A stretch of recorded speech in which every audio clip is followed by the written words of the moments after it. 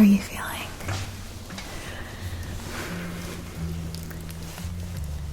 Nervous, but excited. That makes sense. I can't believe it's almost time for your first semester to start. I didn't think the time would ever actually come, but here it is. I can't wait for you to start learning all sorts of spells and potions. I have a hunch you'll make a remarkably talented witch, just like Mom. She was always earning the top marks in all of her classes. I was less studious, but I have a feeling you'll take more after Mom. It's such an incredible journey you're about to embark on. But before you head off, we will ensure that you are well prepared. This letter arrived for you today from Lily Valley Academy, as you can tell from the seal.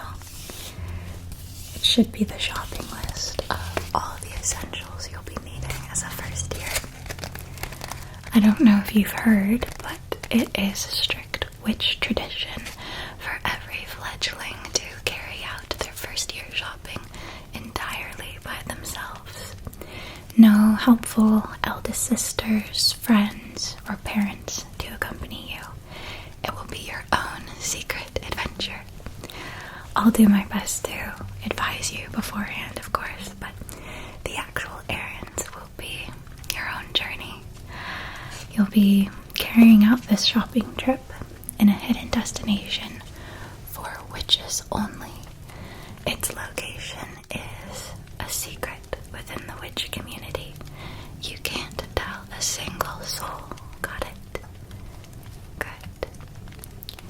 It's called Velvet Veil Alcove. It's nestled within a hidden enclave, accessible only by a portal nestled within the well at the end of Wellington Street. You'll need to walk down there, keep careful watch, wait until no one is around, and jump into the well. I know, it'll take an incredibly brave leap of faith, but it's perfectly safe so long as you remember to whisper the magic words. Carry me gently. You'll fall down, down, down, and eventually drop softly into the heart of the square, on your feet like a cat. And when it's time for you to return home, walk to the very end of the street, just past the potion shop, and you'll see an archway leading to a dark corridor. Whisper to yourself, guide me truly. You'll need to walk through it. Keep walking no matter how dark it gets. And no matter what you do, don't look behind you. Eyes straight ahead into the darkness. And at the end of that corridor, you'll find yourself back home. And I'll help you pack up everything you've purchased so that you're ready to head off to the academy. Do you want to open this up? Go ahead. What do you think? Looks like a lot of things. As a first year, you're purchasing all the base essentials for the first time. The list will be a bit shorter as you move on to becoming an upperclassman. Can I take a look? Let's see.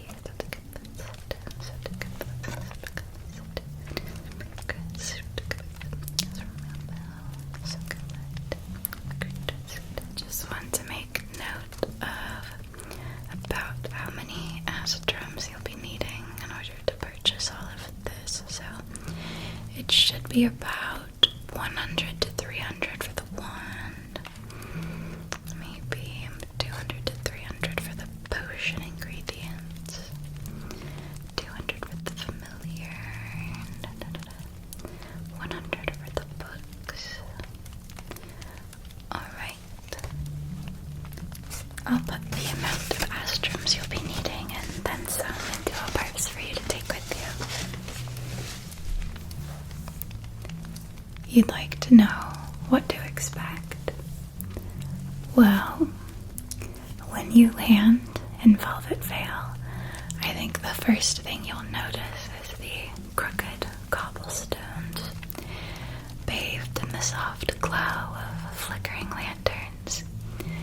You might hear the distant whispering of incantations, the gentle rustle of ravens and owls perched on the windowsill of familiar finds.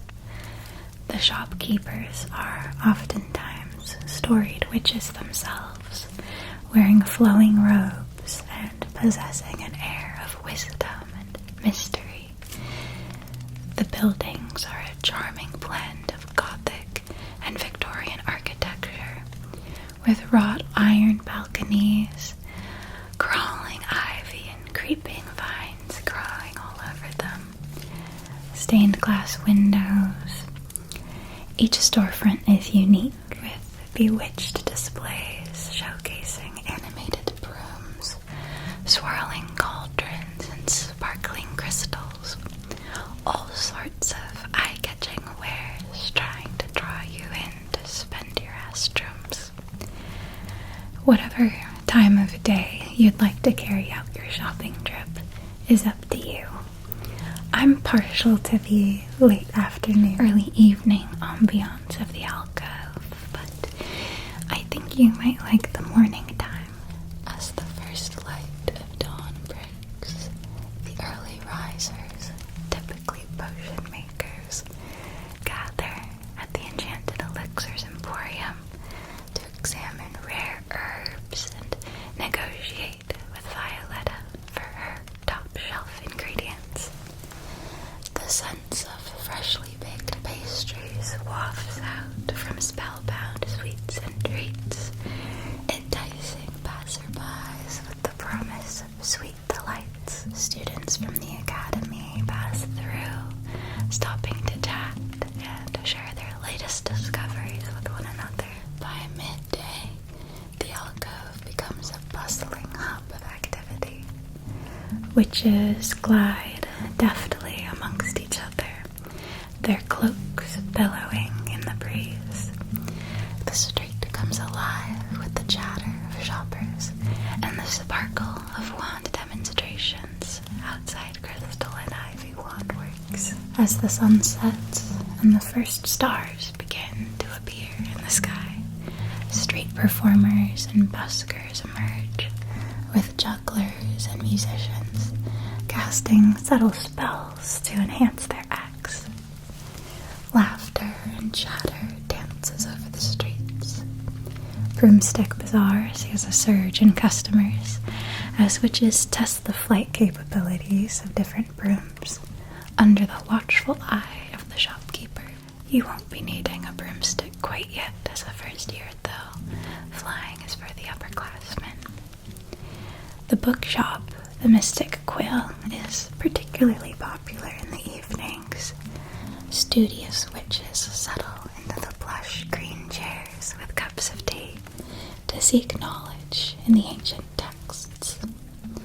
After nightfall, Velvet Vale transforms into a hushed scene of secrets and enchantment. The air grows misty, and the glow of the moon casts a silvery glow. You might pass by fortune tellers with ornate booths, shimmering crystal balls, and enticing tarot cards, beckoning you to come hear your fate. Cloaked figures hurry along, their faces half hidden in the shadows, carrying out mysterious errands known only to them. I don't think I'd recommend after nightfall for your first visit. You might find it a bit intimidating. I know it sounds a bit daunting to navigate Velvet Vale all by yourself for the very first time, but I promise you it will be a thrilling adventure. I know you'll handle it marvelously. You are a remarkably brave, capable young witch. sandwich. Oh, and the one item on your shopping list you won't be needing to purchase is the cauldron. In our family, it's tradition for the cauldron to be passed down through the generations. It's been sitting on this shelf quite a while, just waiting for you to be ready for it. This is the very same cauldron that I brewed every single one of my potions in throughout my years at the academy, as did Mom, as did Grandma and Great-Grandma. You get the idea. Visually, I know it's seen better days, but the seasoning on this thing can't be beat. Cauldrons do need to be broken in, you know. This will give you a great advantage over any of your classmates coming into potions class on the first day with a sparkling new pot with an immaculate mirror shine. They'll look very stylish. You'll find yourself jealous at first, but not for long. They'll be struggling to handle scorching hot spatterbacks and scuttle pops for the first 2 months at least, until their pot settles into the routine of magical treatment. This bad boy is already a professional. I call him Edmund. I just love him. Don't his stands look like they're his little legs? Like he's got webbed frog feet. And these hammered copper studs are as sturdy as it gets. There and there, there and there. These won't be going anywhere, won't be getting wobbly, nothing like that. These wrought iron curls and swirls, twist of the handle, lots of patina on the inside from decades of potion brewing. I love his big round pot belly, this droopy downward curled lip. It's like he's pouting with his hands on his hips. Bit grumpy, this Edmund. I love it though. He's got some sass. And this hammered surface of the copper, lots of freckles from all of those burns of spatterbacks over the years. Old faithful, sturdy, dependable Edmund. He'll serve you well. I think the two of you will make an excellent pair. So many wonderful, powerful potions in the future for the two of you. And then for your coin purse,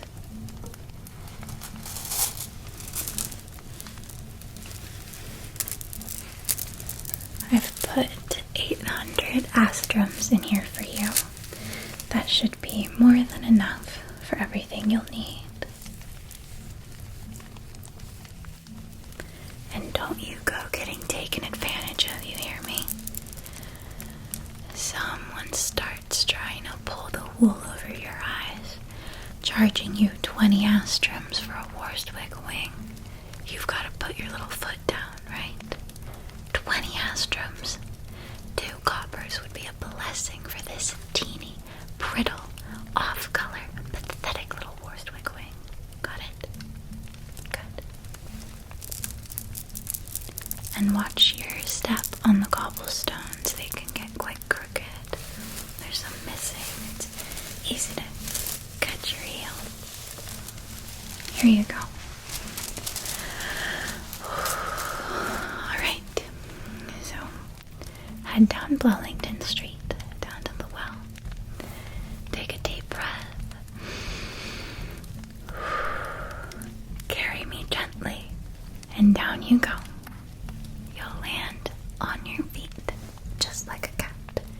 And when it's time to come home, past the potion shop, to the arched corridor, whisper to yourself,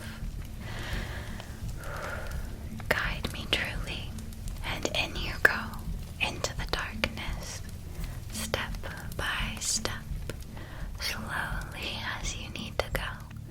But no matter what, don't look back.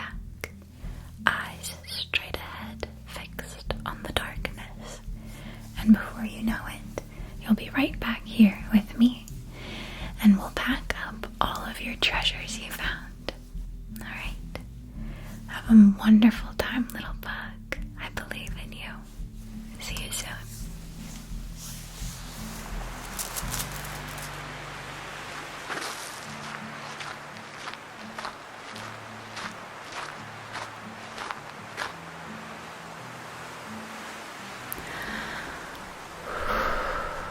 Carry me gently.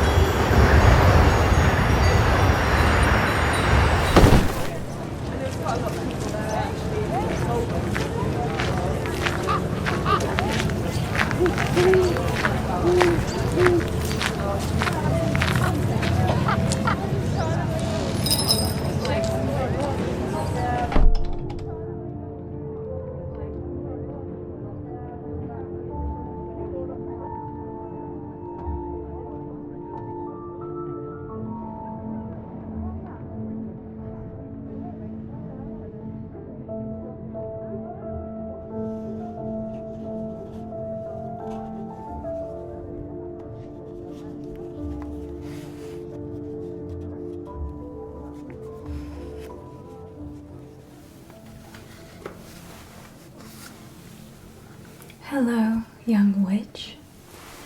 Welcome to Crystal and Ivy Wandworks. What brings you in today?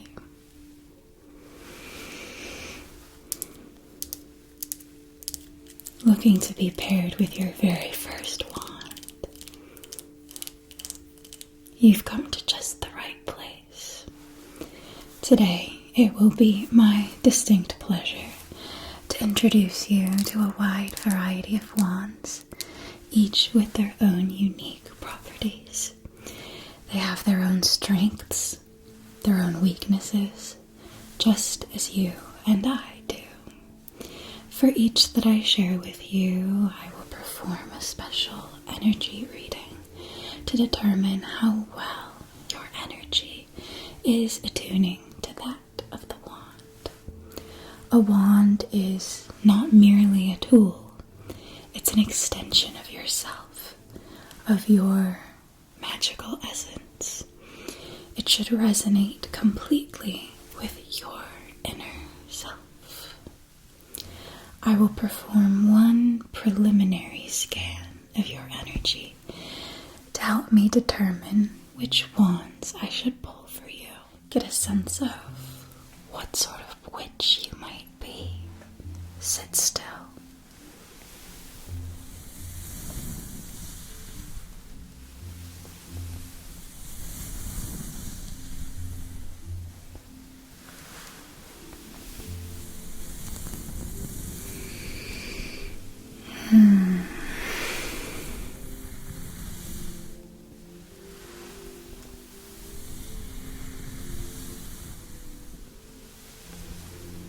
Stop twitching. I need to focus. Good.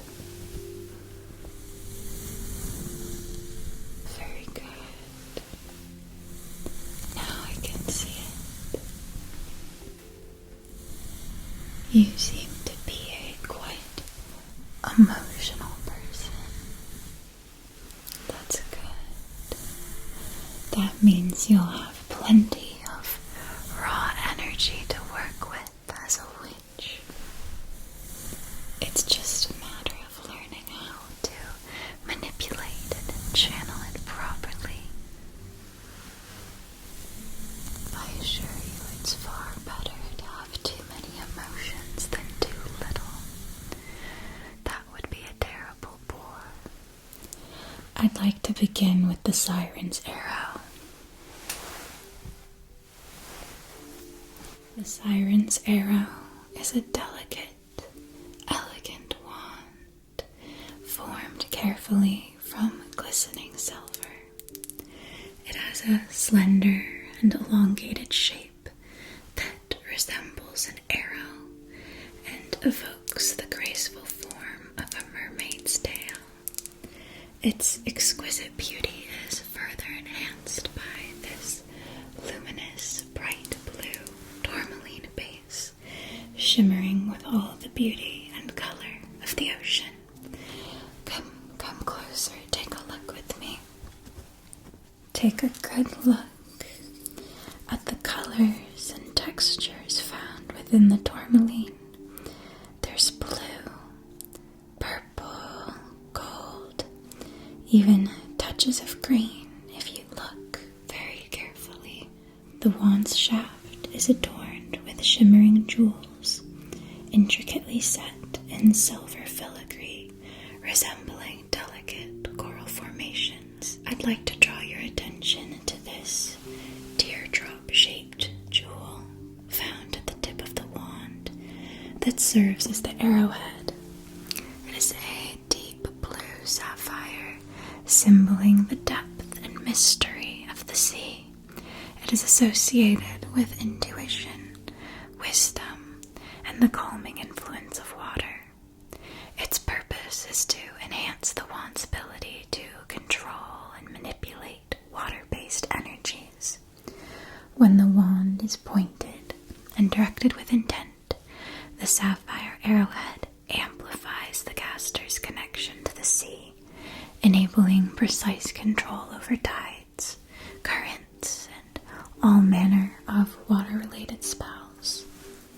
The round gem that sits atop is a pristine moonstone. Moonstone is appreciated for its connection to lunar energies and emotions. It serves the purpose of enhancing the emotional aspects of water magic. When spells are cast, the moonstone ensures that they are infused with emotional depth, whether that involves healing, calming, or summoning marine creatures. It enables the caster to tap into the profound emotional currents of the sea and channel those energies into their magic, making their spells more resonant and effective. Wielding the siren's arrow can sometimes lead to heightened sensitivity or inner turmoil, as it is so inherently connected to the currents. You must keep careful control of your emotions, maintaining an even keel no matter the influences that attempt to sway you. Now you may hold the siren's arrow in your hands as I determine how well your energy is bonding with that of the wand.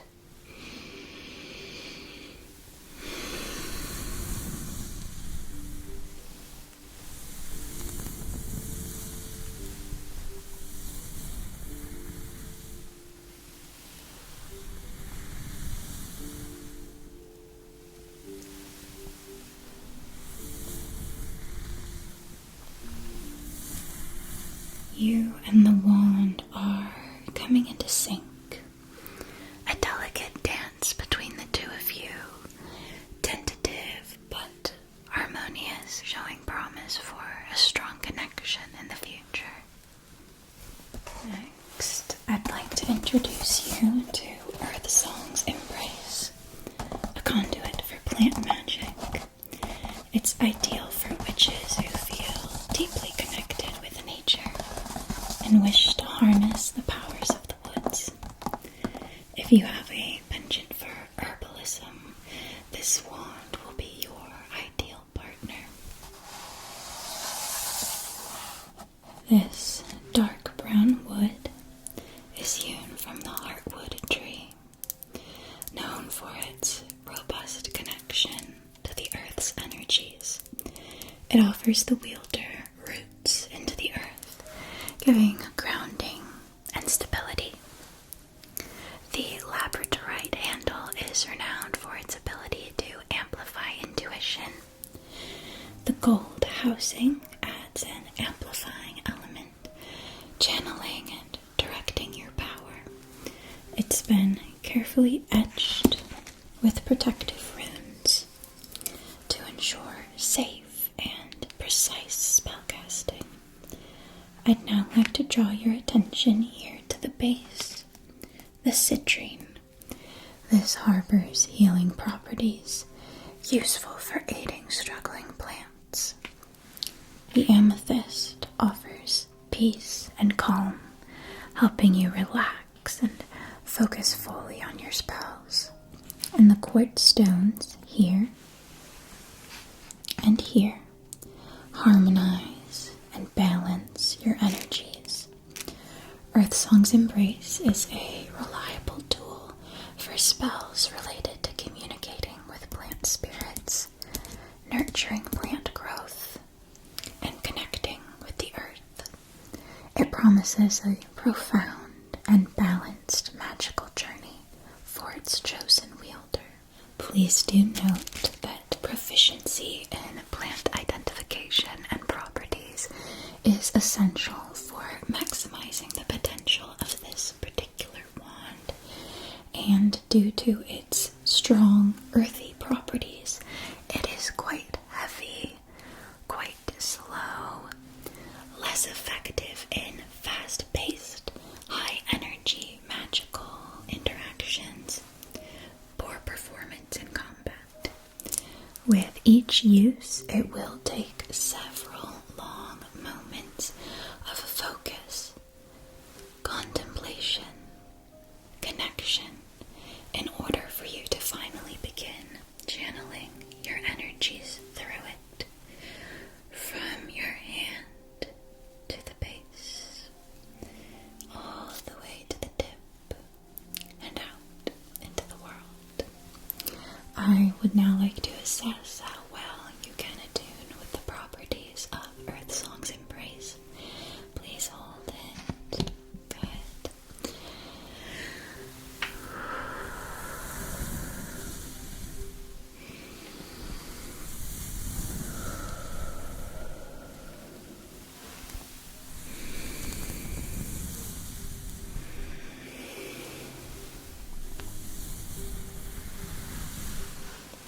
Good. Keep sitting still.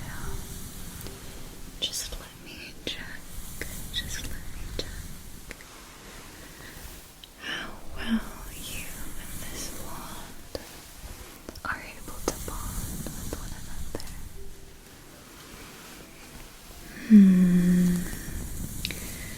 The compatibility is fair, but far from ideal. It's not the one for you. Here we have the Night's Whisper.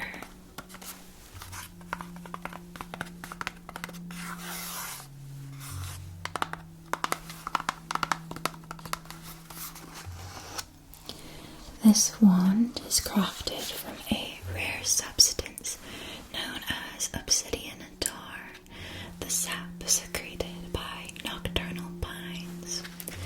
This dark, viscous material is collected from the heart of ancient, shadowy forests and is said to hold the essence of the night. Its deep black hue signifies a profound connection with shadow magic and the enigmatic forces of the moon. The moonstones embedded within this wand serve as conduits for lunar energies, enhancing its link to the ethereal and intuitive realms, particularly the world of dreams. The largest dangling moonstone at its end signifies the piercing gaze of truth. The obsidian tar was painstakingly crafted into this shape, ensuring that its inherent properties were preserved while granting it a sharp, intimidating appearance. It excels in shadow manipulation, moon-based spells, and divination, a powerful tool for those who dare to explore the mysteries of the night and harness the potent energies that dwell within the darkness. However, due to its strong affinity for shadow magic, it may not be as effective for witches whose primary focus is light magic or benevolent magic, and its connection to the depths of the psyche and the forces of the moon can be emotionally challenging, requiring a certain level of introspection and resilience from its wielder. I will now place it in your hands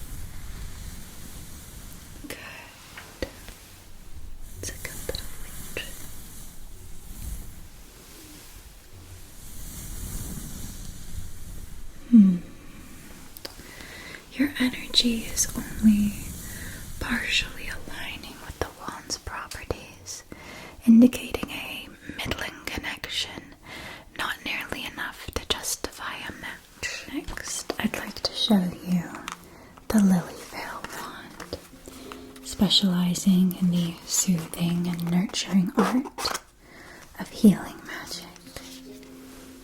The golden rod was forged from pure arumite, a precious metal known for its affinity with light and purity.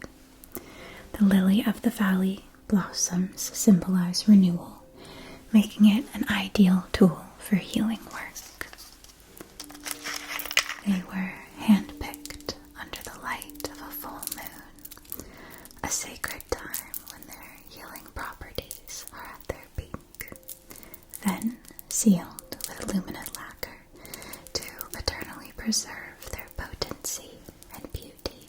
Lily Veil is an appropriate tool for witches who are dedicated to the art of healing, those who wish to mend the physical, emotional, or spiritual wounds of others and themselves.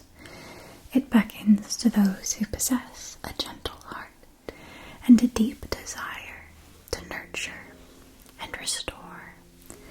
It's a wand that thrives on empathy and compassion, calling for an unwavering commitment to the well-being of others. Wielding it requires a deep understanding of the complexities of healing, as well as the emotional fortitude to navigate the depths of pain and suffering. Let's now gauge how effectively your energy is harmonizing with the qualities of the Lily Veil wand. Place it here in your palms and see what we can find. See what we can find. See what we can find.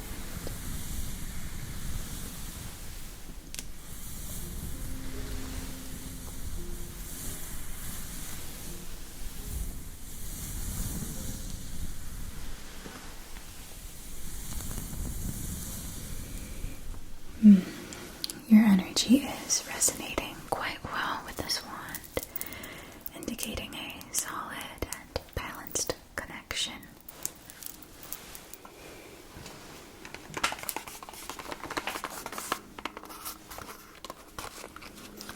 This is the Silver Wind Scepter. The wand is formed from a rare material known as Cypher Steel. High atop the very tallest of mountains, where the air is thin and crisp, Cypher Steel is formed by the constant guiding touch of alpine winds. This wand excels in air manipulation, flight, and enchantments related to grace and movement. Its irregular form, resembling a ribbon in the wind, allows for fluid and adaptable spellcasting, making it suitable for quick, precise movements and intricate, graceful motions.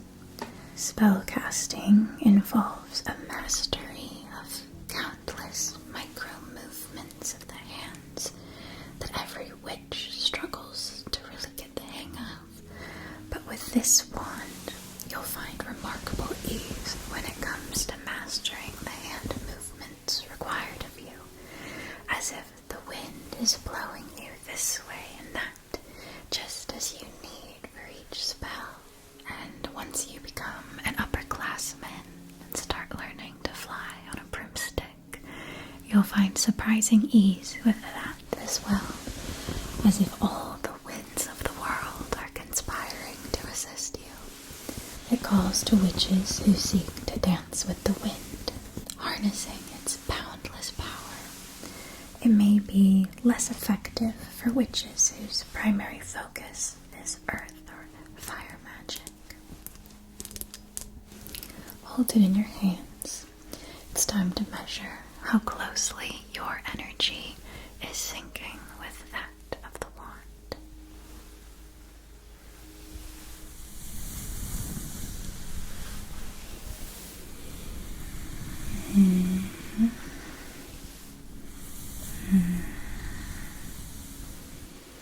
Your mind is drifting elsewhere, I can tell. Bring it back, bring it back, bring it back, bring it back, bring it back. Give me your attention, give me your attention. Good, good, good. Now give it to the wand. Focus, focus, focus. Good. Think about the wand and only the wand. Attempt to forge a bond. Try to connect. It's okay if you can't, but keep trying. Sometimes there's a bit of resistance at first, even with your perfect pairing.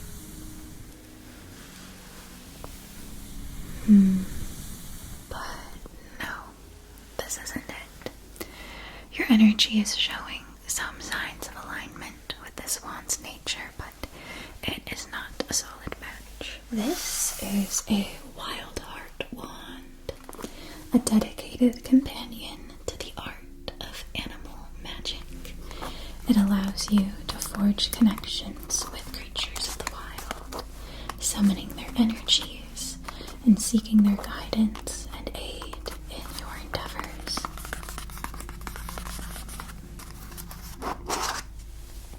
This branch was collected having fallen naturally from a mistwood tree, a tree revered for its connection to the natural world and all the creatures who inhabit it.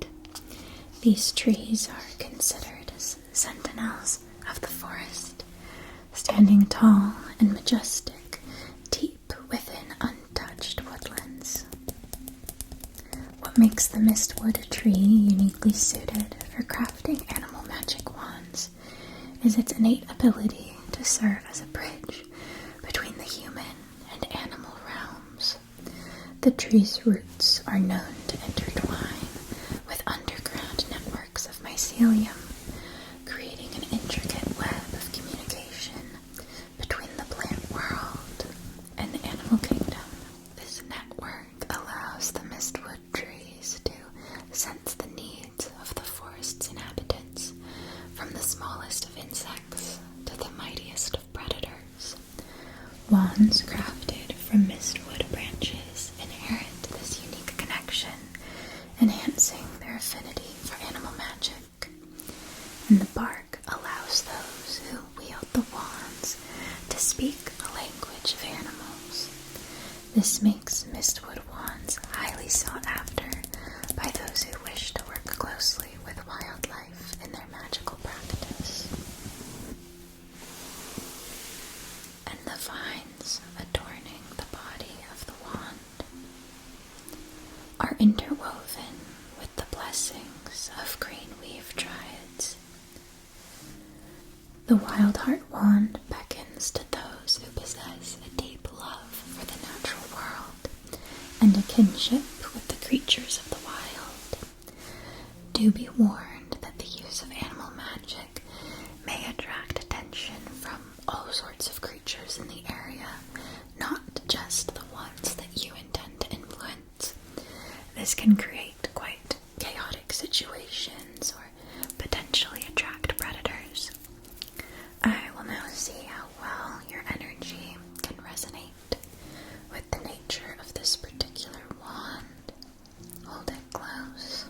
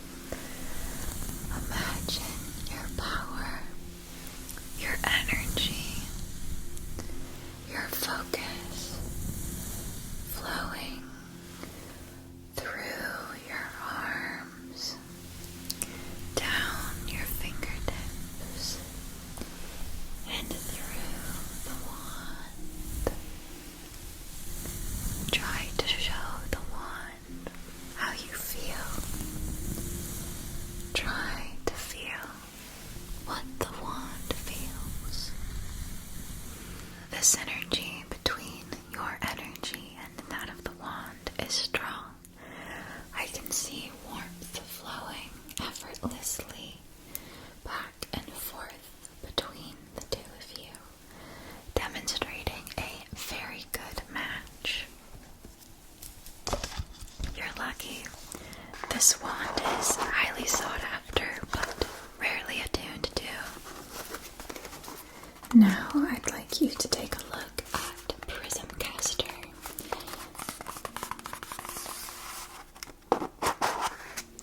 This slightly transparent, shimmering blue wand was crafted from a fusion of 3 types of glass. The Twilight Azure glass, a mystical blue, was harvested from the depths of the ocean. The Amethystine Prism Light, a radiant purple, was gleaned from the heart of an ancient crystal cave. And the Viridescent Crystal Glass, a vibrant green, was carefully sourced from the heart of the forest. Melted together, they form the ultimate conduit for the most ethereal of all magics, astral magic. This is the ideal wand for witches who aspire to explore the uncharted realms of the astral plane, conduct out-of-body experiences, and journey to other dimensions. It beckons to those who are intrigued by the mysteries of the cosmos, those who yearn to unravel the secrets of existence.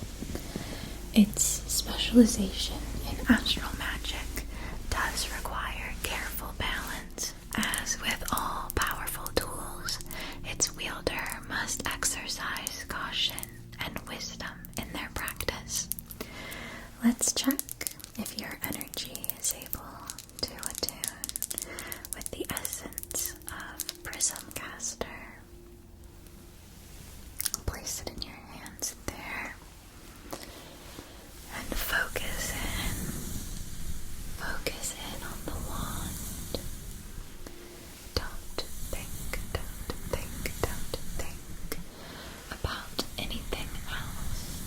What do you think about the way that it looks? What do you think about the way that it feels in your hands? The smooth, glassy texture, the pleasant coolness to the touch, its hefty weight sinking down into your palms. Do you feel a warm glow of power radiating from it? Or is it simply cold as a rock in your palms? I can feel that your energy is gradually resonating with the wand, but the connection is not fully realized. It's not a match.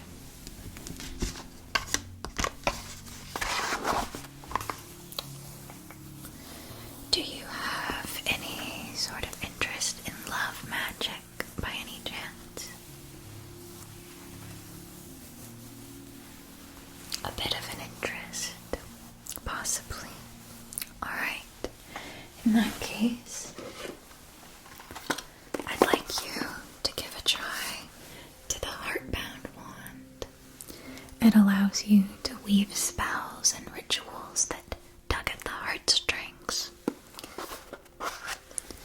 The body is crafted from the purest golden glow, a substance that resonates with the warmth and radiance of love itself. This golden glow is harvested from deep within the mines of Amora, a secret underground mine that is rumored to lie beneath a lush, romantic meadow.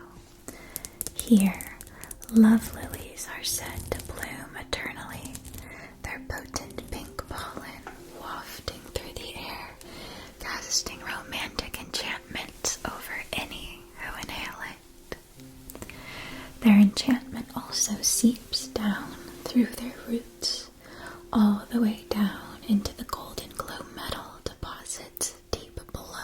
I'd like to draw your attention to this pink rose at its base.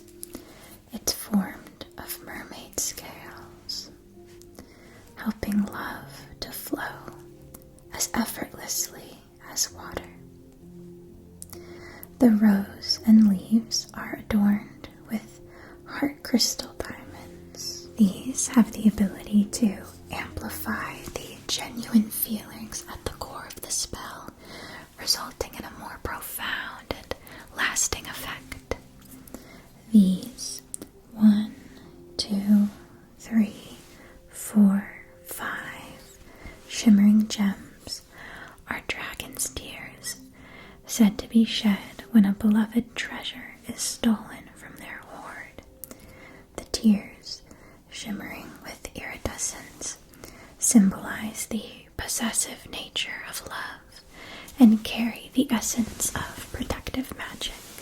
The heartbound wand is intended for witches who are dedicated to the art of love, those who seek to nurture emotional connections, kindle passion, and mend broken hearts. It calls to those who possess a deep understanding of the complexities of love, those who are capable of both giving and receiving love's tender embrace. It can amplify love's magnetic pull, mend broken relationships, and forge emotional bonds that are unbreakable. But its wielder must exercise great care and wisdom and employ a strict code of ethics, as the consequences of misused love magic can be emotionally devastating. Like love itself, this wand demands profound understanding, empathy, and the power to wield the magic of the heart.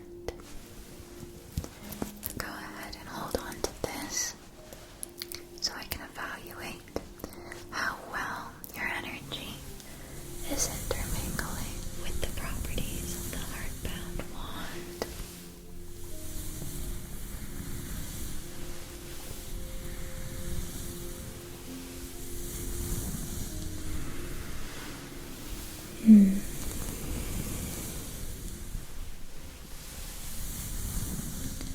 Try to think about someone you love, someone you adore, someone you care deeply for. Attempt to call upon the powers of the wand. Tell it what you want. Tell the wand what you desire. Try to forge a stronger bond with this person through the power of this wand. Try to see if this wand is willing to hear your plea. Your energy is showing subtle signs of alignment with the wand's nature. It is beginning to listen to you, but it's not a perfect pairing. What's next? What's next? Let me take a look at you. A good look at you. What should your specialty be, little witch? I could see you wielding weather magic.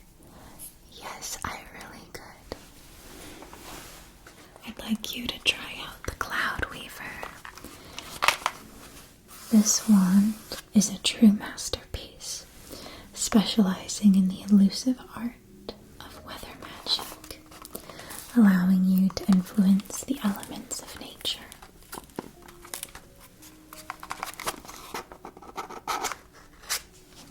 Its core is formed from the ivory nimbus tree that grows only atop the highest peaks of the most remote mountain ranges. These trees are said to be touched by the breath of the sky itself, and their white wood carries the essence of the clouds. The opalescent finish of this wand, however, comes from the iridescent dewdrops that collect on the leaves of the legendary mist flower, hailing from Opaline Lake, a tranquil, opal-colored lake where the mist flowers reflect the color of the water's surface. It shimmers in all shades of the rainbow, just like this. Can you see it? How within the wand there's pinks, oranges, yellows, greens, blues, small touches of purple. This is the perfect tool for witches who desire to command the elements of the sky, who seek to bring rain to parched lands, quell storms that harm, or bring storms that protect. However, note that weather magic can be quite unpredictable, and the wand's powers may be influenced by the wielder's emotions. You may draw cracks of thunder along with your anger, pouring rain with your sadness, or powerful winds with your excitement. This wand requires a mastery of your own emotions, a deep understanding of meteorological principles, and a respectful approach to nature's delicate balance. Features this charming cloud design at the base, and this jade charm that brings good fortune along with it, always welcome when it comes to the weather. It's time to gauge how well your energies connect with the Cloud Weaver. Hold on to that tightly. We'll see what we find.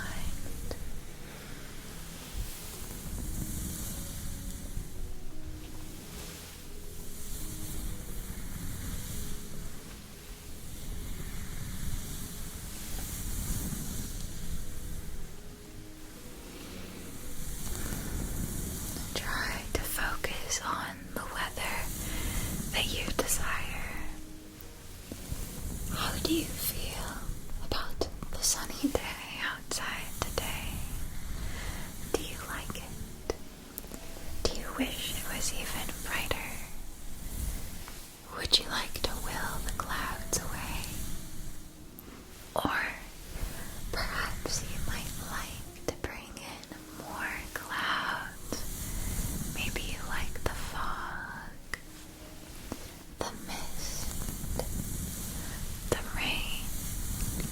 You might like to summon heavy, dark gray clouds. Oh wow. Your energy is clearly aligning harmoniously with the Cloud Weaver. You have a strong instant connection.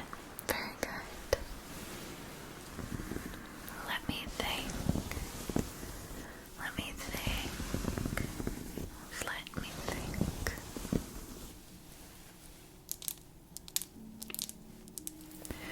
Would you consider yourself to be a protective person?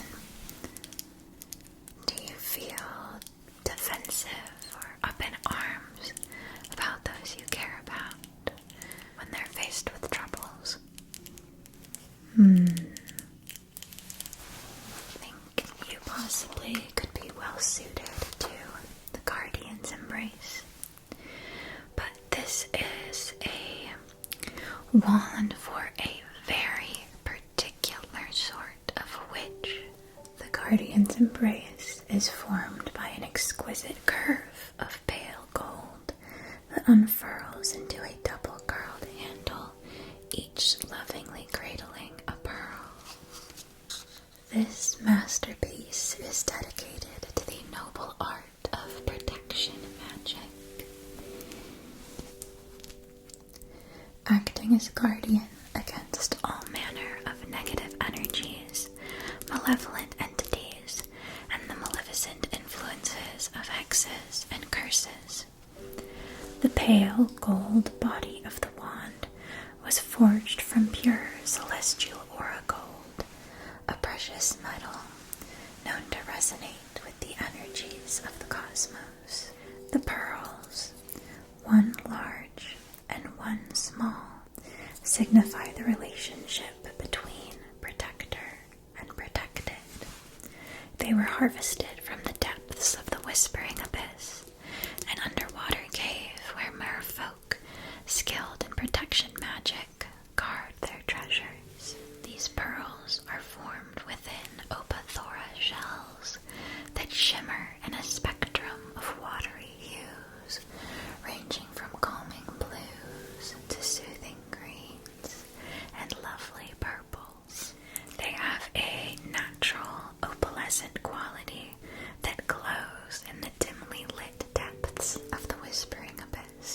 This large pearl contains the heart of the wand's protective magic, draws from the Opathora's natural defense mechanisms.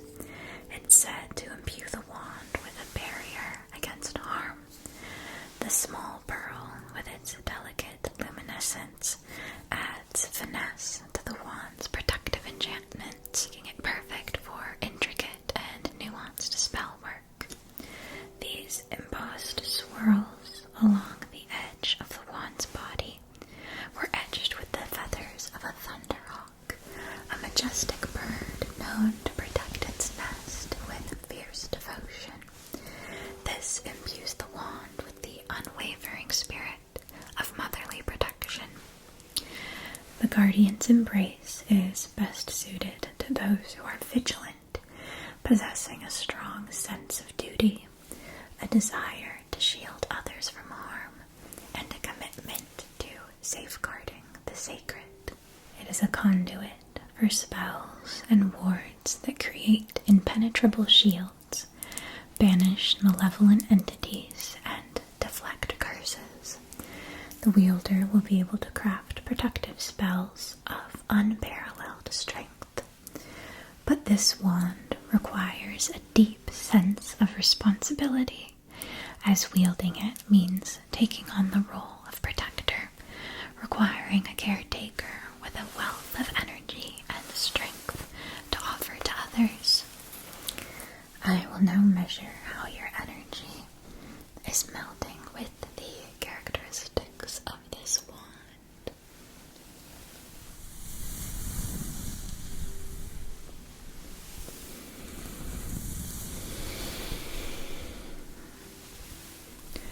Try to imagine a force field surrounding you, a strong, impenetrable barrier.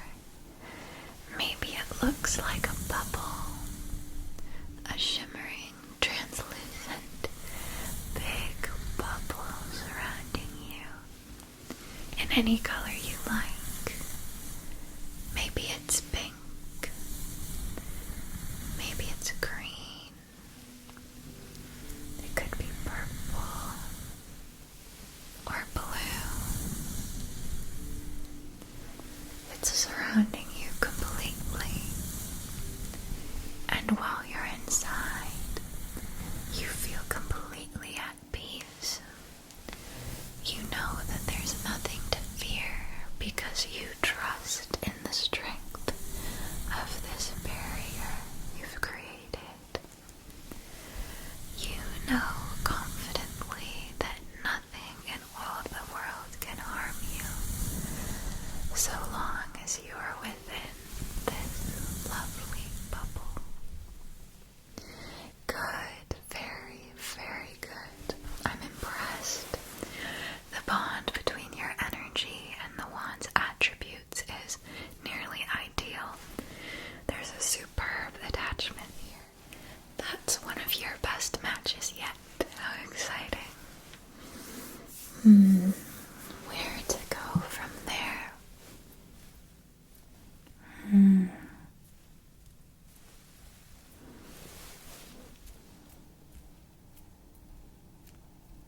I have an idea.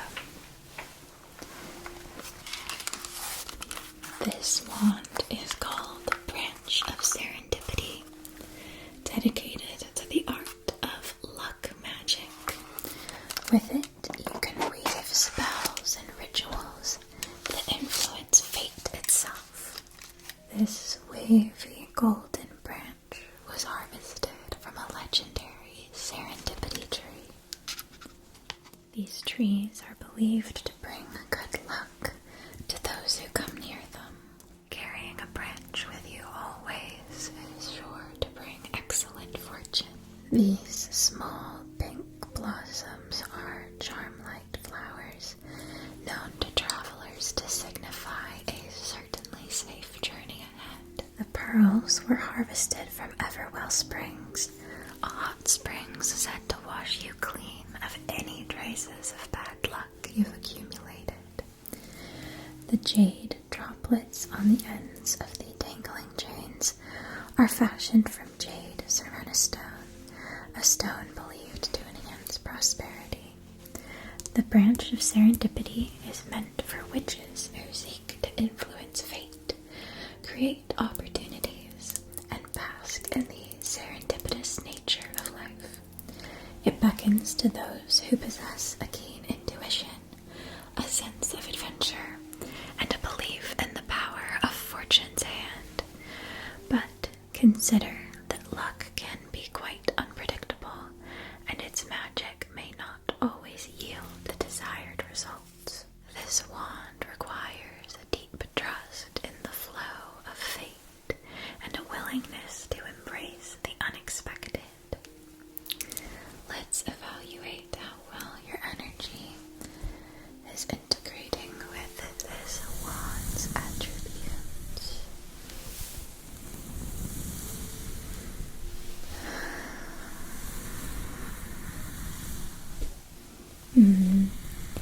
I can already tell your energy is struggling too much to align with the wand. It's an unsteady attachment.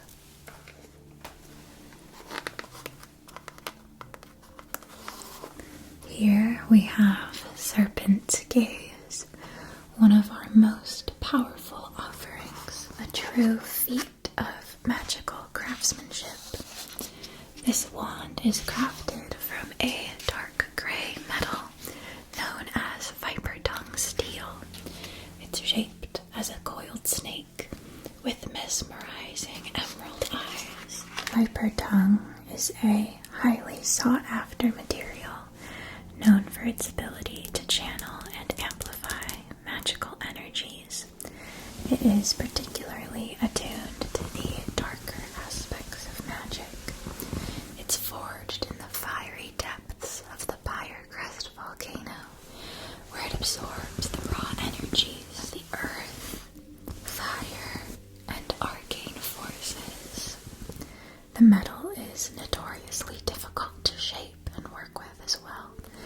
Craftsmen must take great care to prevent accidental enchantments or uncontrollable reactions during the crafting process.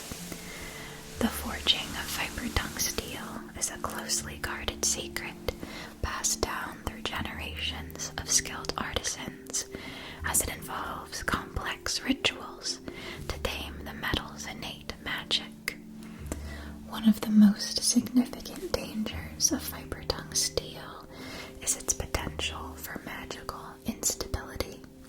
When improperly handled, the metal can unleash unpredictable and destructive magical surges. These surges can gravely harm both the wielder and the surrounding environment. This wand excels in shadow magic and shape-shifting spells. It's perfect for witches who possess a nearly unquenchable thirst for knowledge and power and a desire to explore the deeper mysteries of magic. If you have a knack for uncovering hidden truths and a taste for more intricate and potent spells, this wand will be your ideal partner. This wand does require a high level of discipline and responsibility, as its power can be overwhelming if not harnessed with care. It may not be the best choice for witches who shy away from the shadows. It's a wand of great potential and profound insight, but it should be wielded with respect for its great strength. Now, I'll appraise how your energy aligns with the essence of this wand.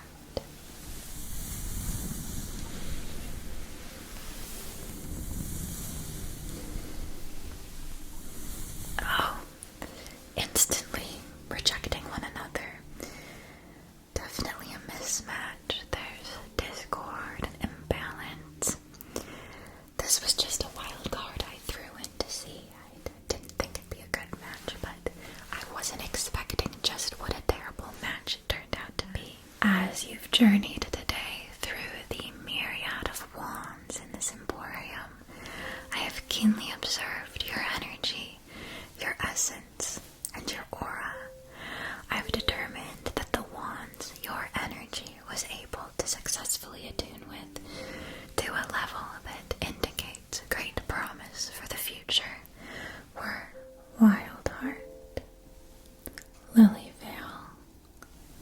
Cloud Weaver, and Guardian's Embrace. When you gaze down over these wands and hover your hands above them, which do you feel most compelled to reach towards and pick up, pick up, pick up? Oh, yes, perfectly chosen. Now as you hold it in your hands, I can sense the subtle vibrations that dance between you and your wand. Its presence seems to call to your soul. This wand has definitely chosen you back as its rightful wielder. With the help of this wand, you will wield your magic not just effectively, but with a potency and finesse that is truly extraordinary. The price of this wand is 170 Alstroms. 150, 165, 160. Sold. I'll package that up for you post haste. Here you are, my dear. Packaged up, safe and sound for your journey home. Don't forget to tell your friends about Crystal and Ivy. Wand works. Congratulations on your new companion, on your magical voyage. May it serve you faithfully and empower you to reach heights of magic you'd only dreamed of. I hope to see you again next time a new magical specialty tickles your fancy. Bye-bye for now.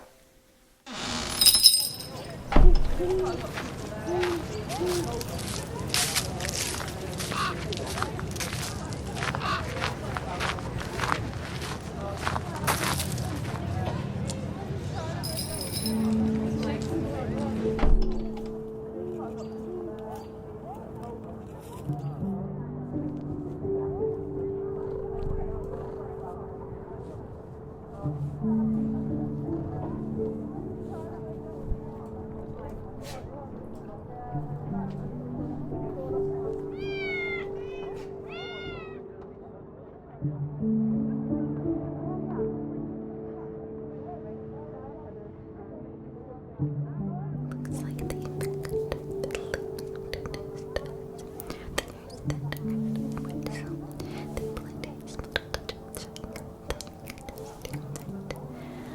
Oh, hello there. I apologize. I didn't notice you come in. I was busy, giving some advice to Cornelius. He's been having a bit of trouble lately, but it'll all work out fine. Let me just put him back in his habitat. What's your name? I see. Well, I'm Marlo. Marlo Fableforge. Thank you for stopping by my shop today. You seem like a new student. Is that right? So then, looking to be matched with your first familiar, I bet. Good, good.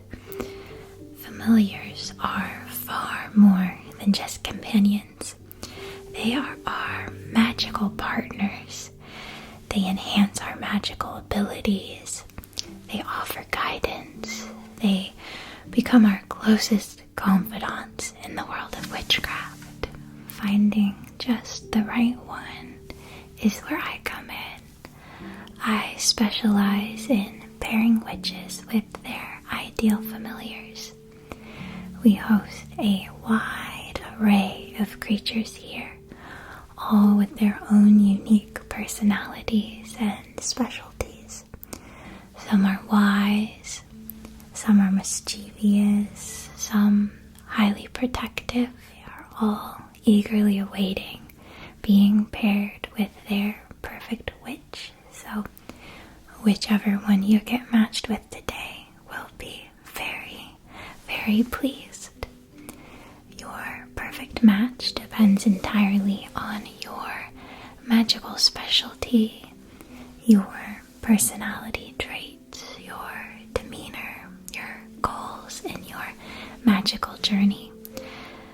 First, I will inform you a bit about the different types of familiars that I offer here, and you can let me know if you feel any sort of particular call or resonance to any of the beings that I describe to you in the catalog. Does that sound alright with you? Perfect. Let's get started then.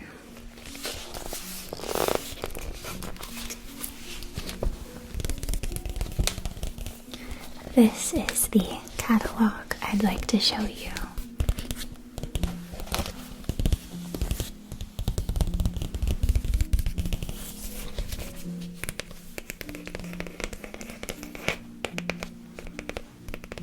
I see you've got some bags with you.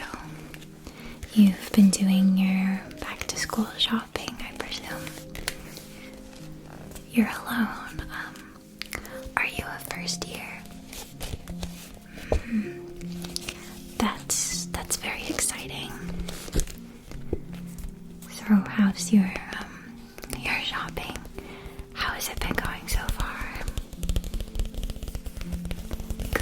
Good. I'm glad. Yeah, your first time on Velvet Veil all alone.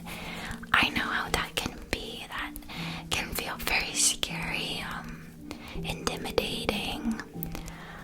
I got very lost my first time in Velvet Veil. And oh my gosh, jumping down that well was just terrifying. I hated it. How did that go for you?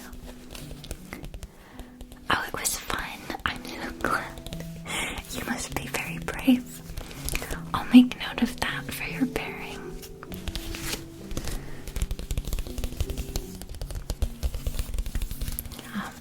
My familiar is a hedgehog.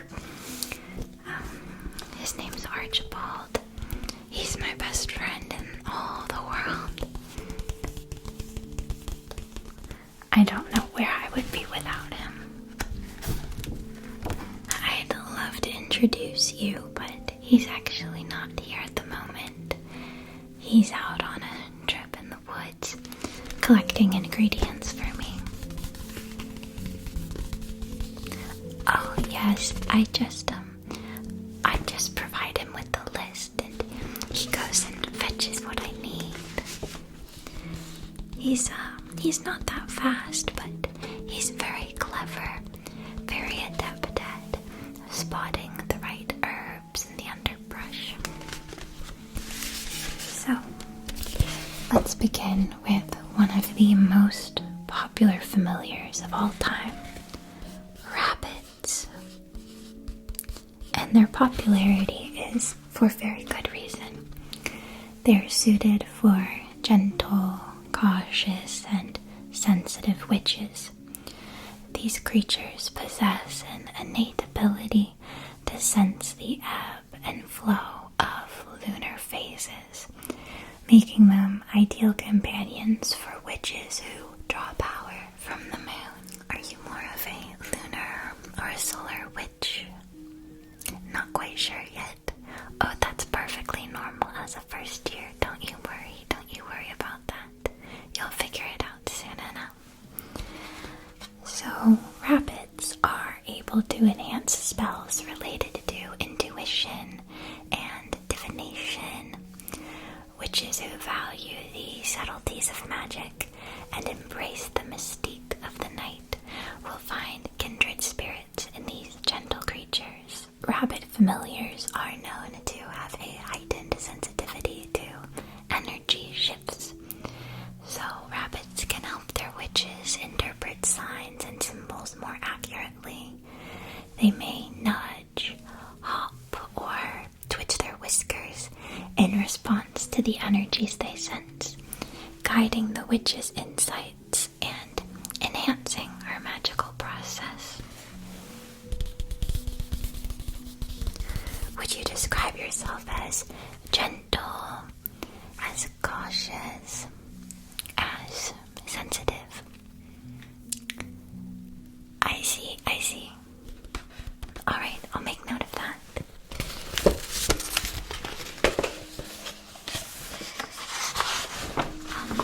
Next, I'd like to introduce you to the humble mouse.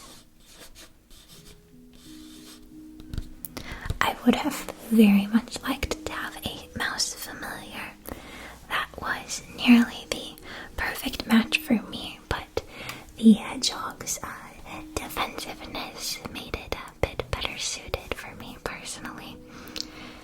The humble mouse is a symbol of cunning and survival, best for a witch who is timid, inquisitive, and adaptable. While they are known for their cleverness and adaptability, they are equally as gentle and kind. Witches who seek a familiar with these qualities will discover that mice are the perfect allies in navigating life's challenges.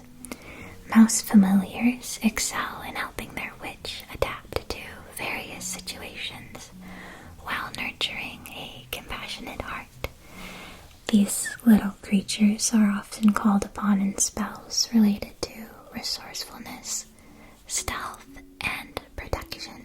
Mice are renowned for their ability to move quietly and discreetly, so when a witch needs to gather information in secrecy or work on their spells unnoticed, a mouse familiar can navigate tight spaces and eavesdrop on conversations, relaying valuable insights without arousing suspicion.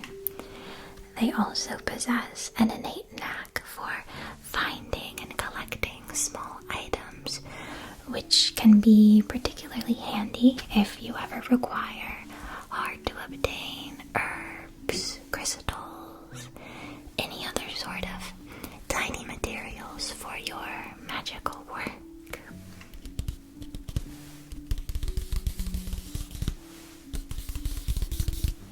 Would you perhaps describe yourself as timid, adaptable, or inquisitive? I see. I'll remember that. I'd like to ask you a question. Are you alright with spiders? I won't bring one out. I just, the sight of them, is a sketch, alright? Okay. Spiders are the weavers of fate and magic and hold a special place in the hearts of witches who are skilled in manipulating destiny and weaving intricate spells. Witches with spider familiars tend to be creative, mysterious, and quite complex. These familiars are appreciated for their ability to weave intricate webs that not only capture prey, but also can alter the threads of fate itself. The precision with which spiders build their webs make them natural protectors. Witches can employ their spider familiars to weave protective spells and wards around their homes or magical sanctuaries.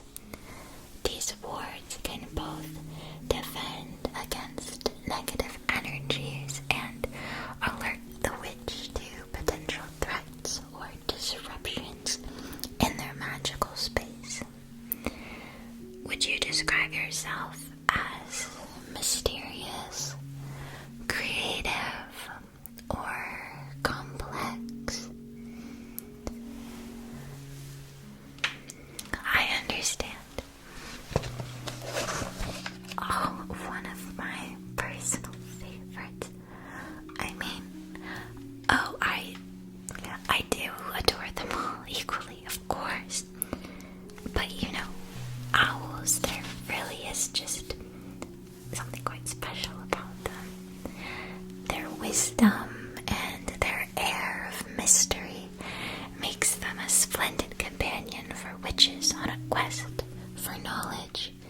and enlightenment. You might be suited to an owl familiar if you would describe yourself as solitary, graceful, or quiet. Owls are often associated with ancient wisdom and the ability to see beyond the veil of the mundane. A witch with a deep appreciation for exploring the depths of ancient mysteries and uncovering hidden truths will find an owl to be their perfect partner. Their excellent night vision allows them to guide their witch faithfully through the night.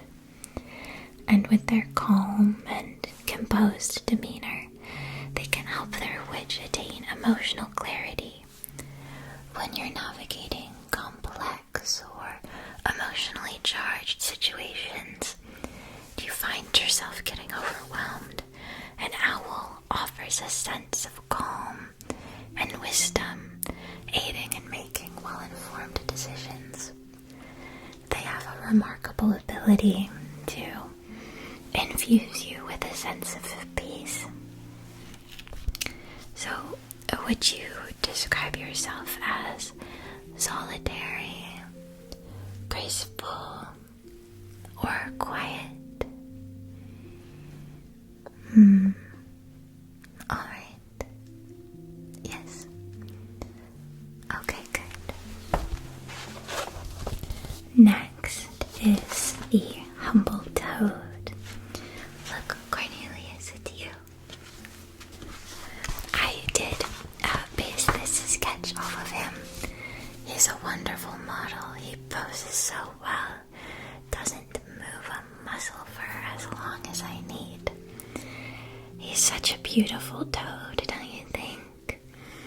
I've seen thousands of toads and none have quite that it factor that he does. So, the toad symbolizes transformation and earthly wisdom. They are a familiar that resonates with witches who seek profound transformational power and a deep understanding of life. They pair well with a witch who is calm, grounded, and contemplative. Toads have long been associated with alchemical processes and the ability to transmute base elements into gold, both literally and metaphorically. Witches who work with toad familiars often excel in spells related to personal growth and healing. Toads are especially suited for the removal of the toxins, making them wonderful companions for healing witches. They possess the ability to absorb and neutralize negative energies. Their connection to the earth's elements makes them adept at healing magic. Toads can help identify sources of imbalance and work together with the witch to restore harmony and vitality. Do you feel drawn to healing at all as a specialty, or consider yourself to be calm, grounded, or contemplative?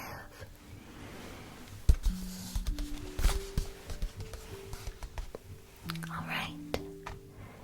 Yes, I'll remember that. Cats.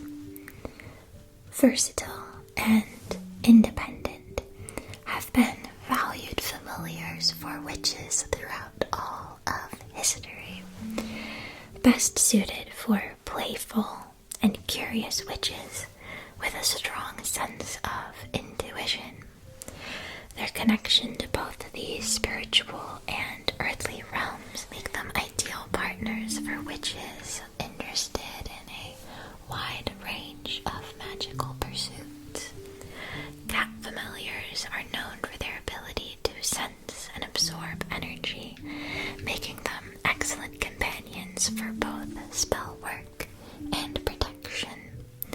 Witches who dance between light and dark are often drawn to cat as they do strike that balance between the two worlds. Cats love to join their witch during spell work, always wanting to feel involved in whatever the witch is up to, and their presence will greatly enhance the power of your spells and potions. They also have a natural instinct for identifying and guarding against intrusions, both physical and spiritual. They act as protectors in a witch's magical space, alerting the witch to disruptions or negative influences. Cat familiars create a barrier of safety and heightened awareness. And when practicing healing magic, working to provide comfort and care to others, they can play a role in channeling soothing and gentle energy. Placing a cat to sleep and purr on a person's body during a healing ritual can greatly enhance the power of the nurturing magic.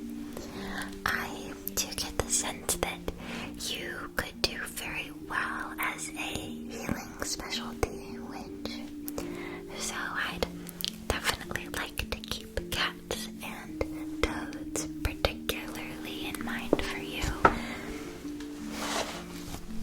Snakes, with their serpentine grace, are best suited for a witch who is independent, patient, and resilient.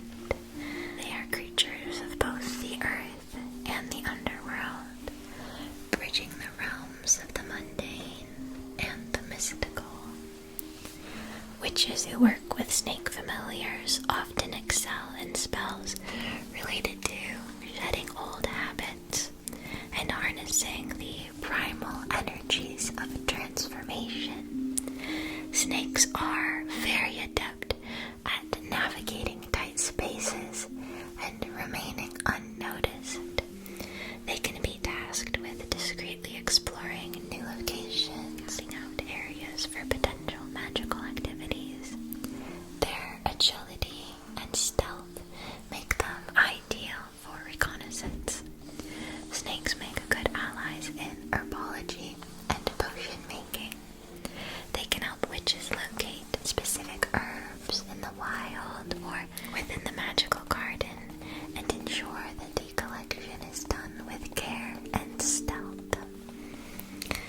Would you describe yourself as independent, patient, or resilient?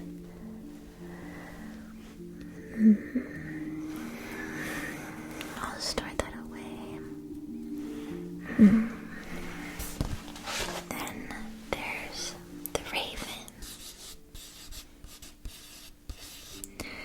Ravens are linked to death and the unknown, and are favored by witches who embrace the afterlife and the unseen. They pair well with witches who are intelligent, explorative, and self-reliant. These birds are often seen as messengers between the living world and the spirit world, making them powerful allies for witches skilled in divination and mediumship. Witches who work with raven familiars are often called upon to assist in communication with the deceased, uncovering secrets and navigating the shadowy realms of the occult. Ravens have a knack for locating hidden or buried objects. They can be employed to assist in locating lost items during treasure hunts, magical quests, or in rituals that require the uncovering of secrets. They can also help witches create mental maps of their surroundings. With the benefit of their bird's eye view, they can guide you to locate specific landmarks, hidden paths, or significant energy vortexes, providing a comprehensive view of the surrounding terrain for magical purposes. Would you describe yourself as intelligent, explorative, or self-reliant?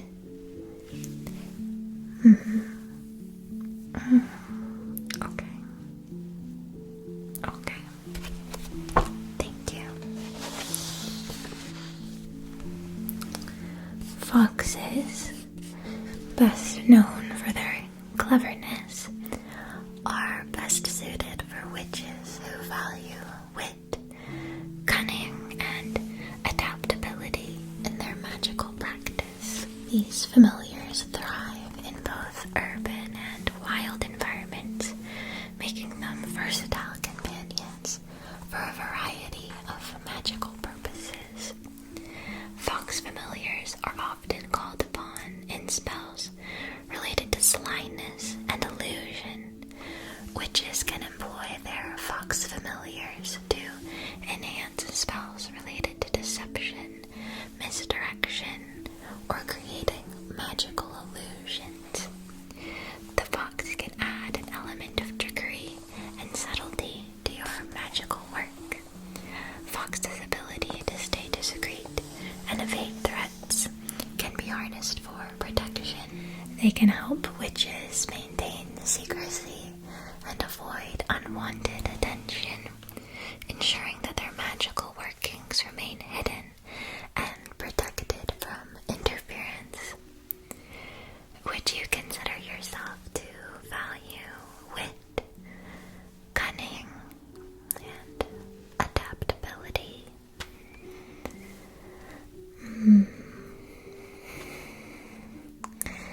Yes, I do think I did get that impression from you, if you don't mind my saying. Alright, I'll consider that. Alright. Ferrets. With their mischievous nature and natural curiosity, bring a sense of playfulness to their witches' magical pursuits.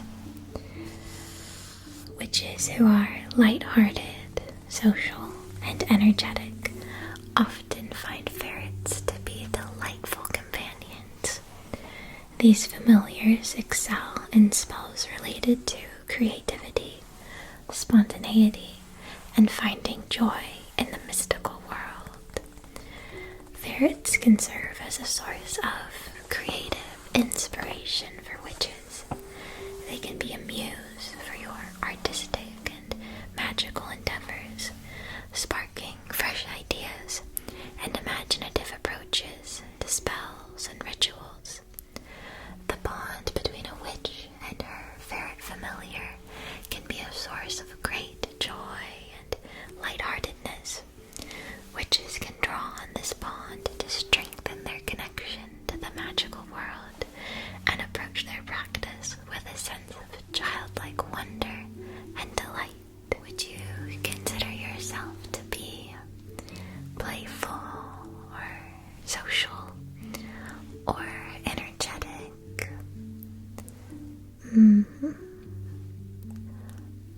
Yes, alright.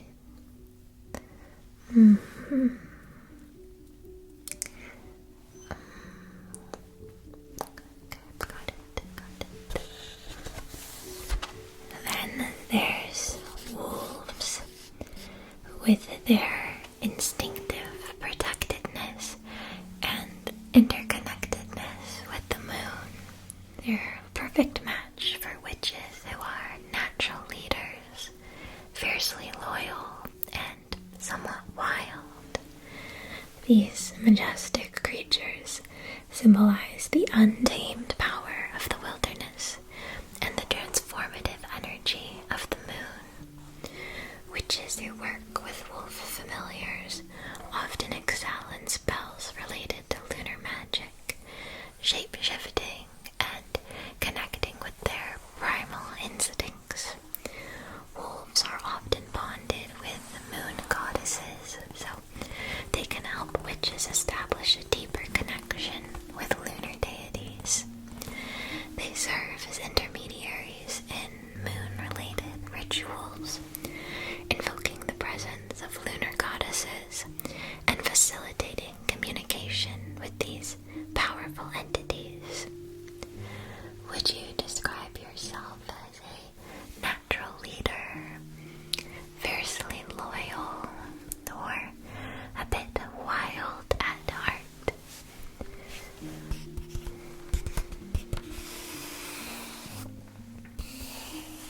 Alright,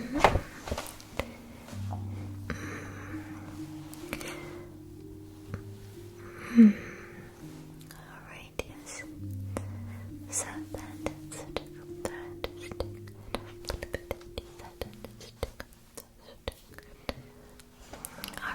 alright. I do just adore hedgehogs. They're perfect in every conceivable way. So they are symbols of protection and earth magic, ideal for witches who focus on protective spells and grounding their energy with the earth. Their perfect witch will be gentle, sensitive, and cautious. These creatures are known for their ability to curl up into a protective ball, making them symbols of defense and resilience. Witches who work with hedgehog familiars oftentimes excel in spells related to shielding, warding, and connecting with the elemental energies of the earth. Hedgehogs are firmly grounded animals, so they can assist you in grounding your energy, providing the most stable foundation for your magical work. They assist in connecting with the earth's energies, ensuring a solid and reliable source of power for spells and rituals. Hedgehogs are amazingly big-hearted. Their presence can just fill you with the most comforting glow and sense of warmth, kindness, and goodness. You can just feel so at peace with a hedgehog curled up in your pocket. Would you consider yourself to be gentle, sensitive, or cautious?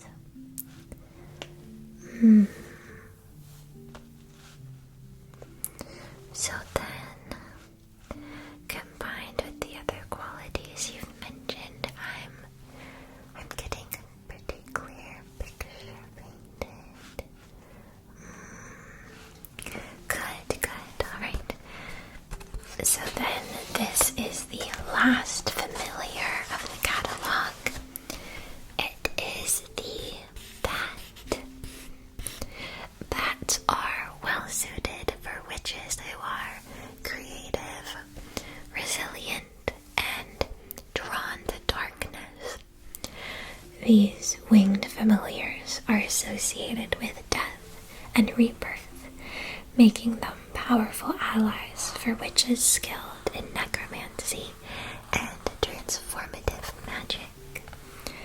Bats are often called upon in spells related to shadow work, divination, and navigating the unseen realms of the spirit world. Bats are keepers of secrets and mysteries. They can guard and protect the sacred knowledge of the witch, ensuring that the hidden aspects of their magic remain well protected.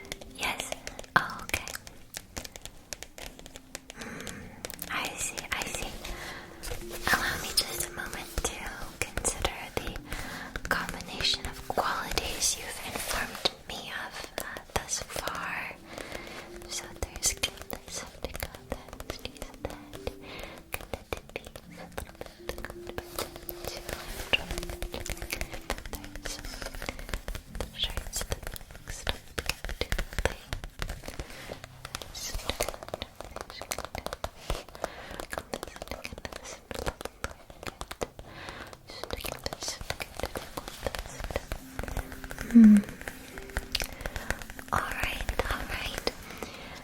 So, each of the creatures that I've shown you offer a unique connection to the mystical world and can help support you as a witch in their own unique way. Do you find your curiosity piqued by any in particular?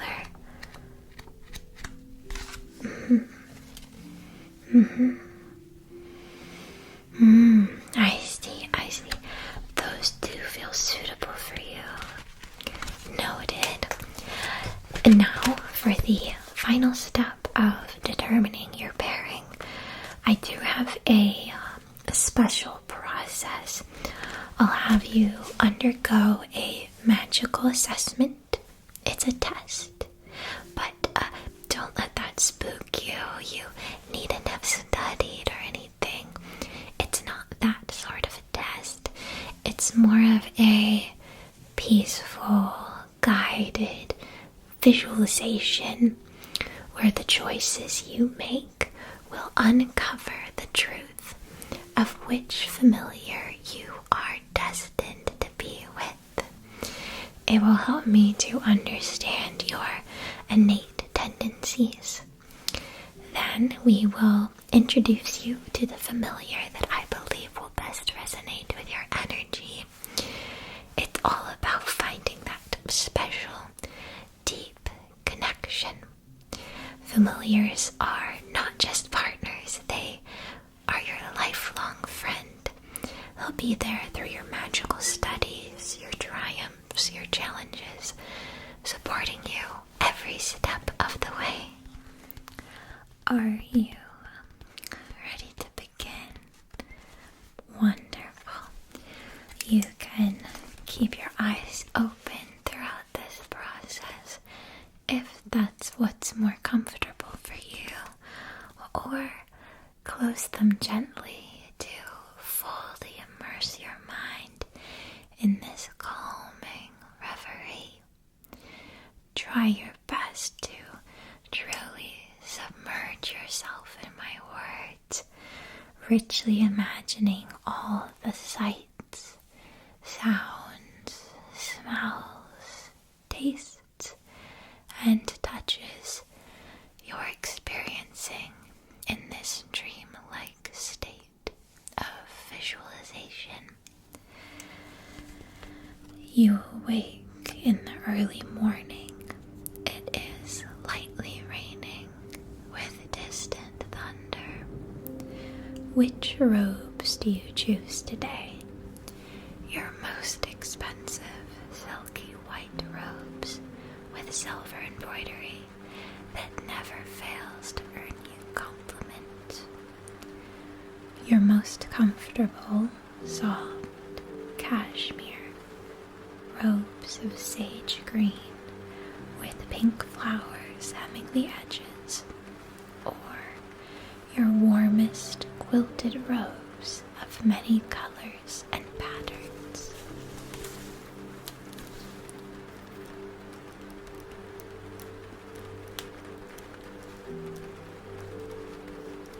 Which mount would you like to ride?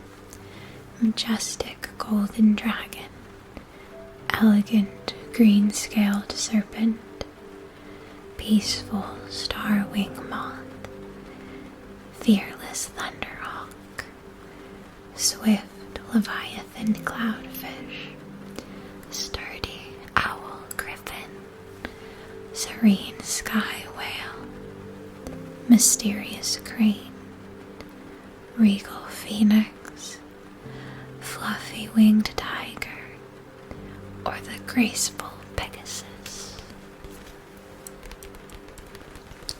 There's no rush at all. You can certainly take your time to consider your answers carefully if you would like, or feel free to take the more intuitive approach, quickly selecting whichever grabs your mind initially.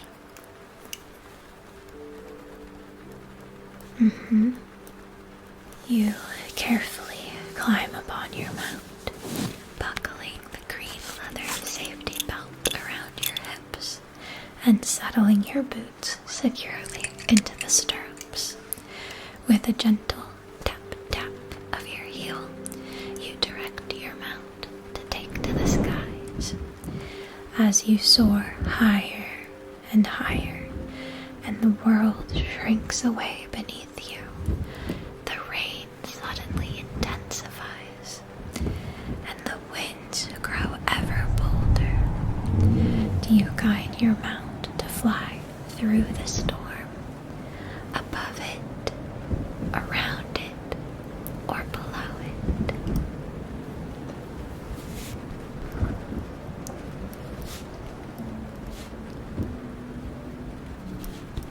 Your mount drops you off on an overgrown platform overlooking the Grand Sky Library. Do you walk across the mossy stone bridge before you, or do you reach the entrance by bounding across tufts of clouds?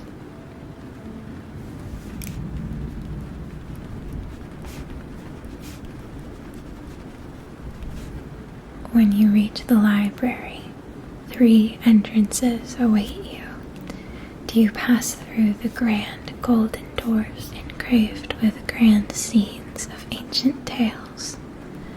The slender silver doors decorated with the moon and stars, or the smallest copper doors adorned with floral designs?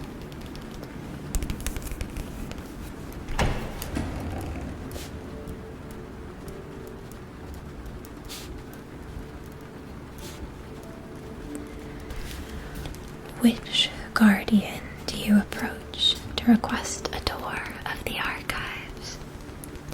The 10-foot-tall goddess covered in white silken drapery and opulent jewels. The 6-foot-tall butler with small silver glasses at the tip of his nose, with a dark blue suit patterned with shimmering clouds, or the 3-foot-tall hedgehog in linen robes with a busy belt covered in dangling charms and keys.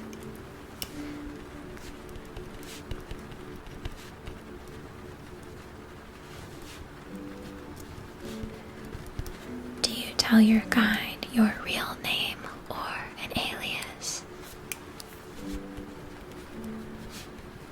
Which wing of the library would you like to see first? North, east, or west?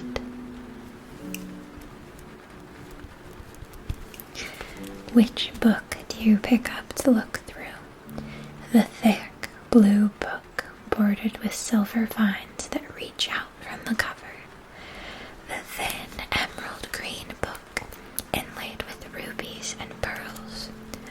Or the purple book depicting a glowing golden castle on the cover.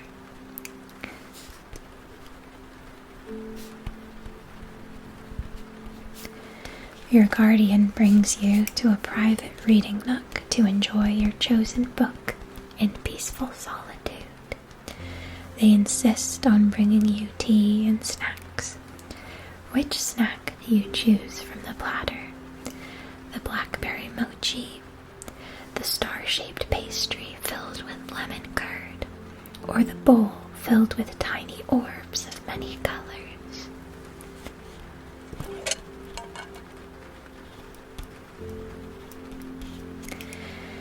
Which tea do you select? The shimmering pink tea with bubbles floating out that smell of roses, the green tea with swirling gold that smells of the woods, or the blue tea with tiny ocean waves gliding across its surface?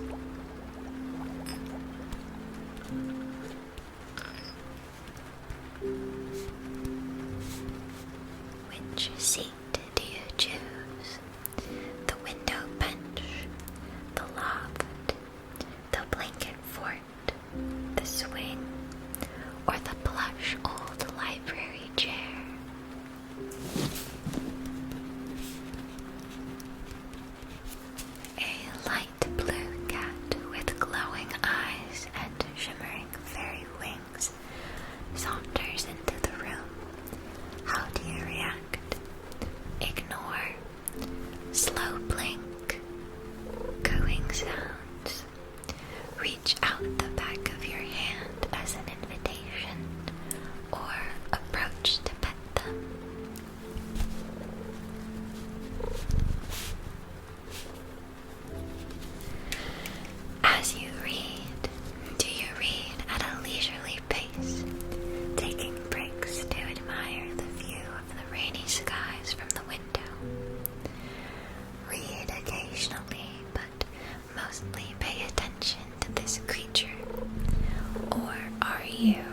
entirely absorbed in the text, reading eagerly to make the most of your precious little time with this ancient artifact.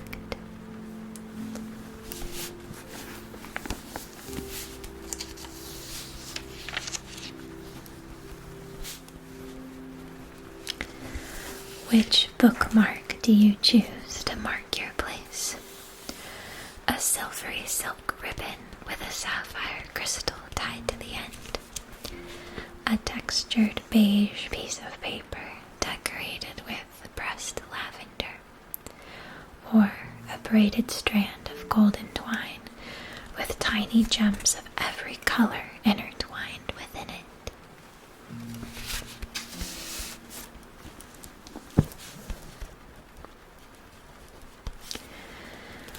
Which gift do you give your guardian as thanks for their guidance and watchful eye over the Sky Library? A silver and opal necklace that grants night vision to help them guard the library more powerfully. A bottle of a potion that allows them to relive their fondest memory with every sip. Or a sachet of rare herbs to make their favorite tea from the earth below where they can never return.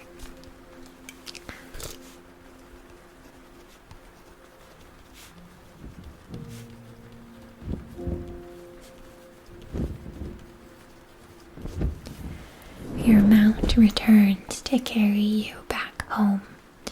Do you greet them by caressing their head, feeding them a snack, or asking them how the skies have treated them this day?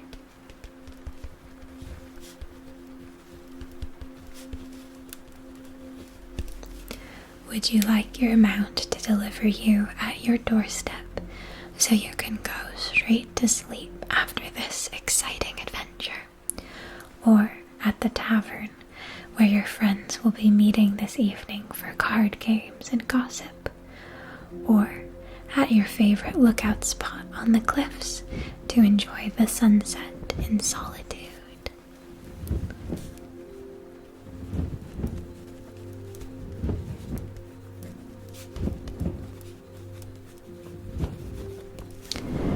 How do you pay thanks to your mount for delivering you safely home? A feast filled with all their favorite foods. A new wool cloak to keep them warmer in the stormy skies. Or petting them gently while singing the lullaby that relaxes them like nothing else, lulling them into a dreamy slumber.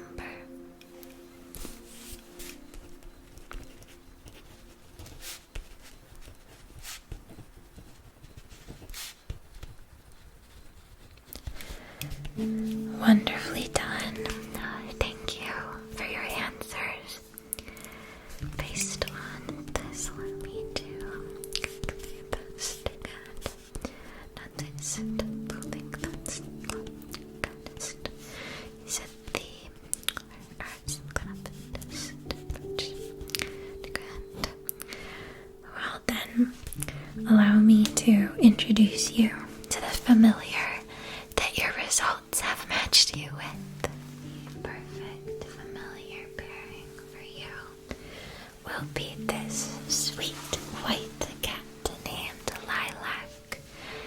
She embodies softness and elegance, traits that resonate beautifully with your kind nature, but she is also fierce when necessary, willing to defend herself and others. Lilac will act as your guardian, alerting you to energies and spirits that may be present during your rituals and spellcasting. Her intuition will complement your own, allowing you to navigate the mystical world with heightened sensitivity. She will be your silent partner in all endeavors. She will absorb and transmute negative energies, ensuring a harmonious and protected magical space. Lilac is not only a peaceful presence, but also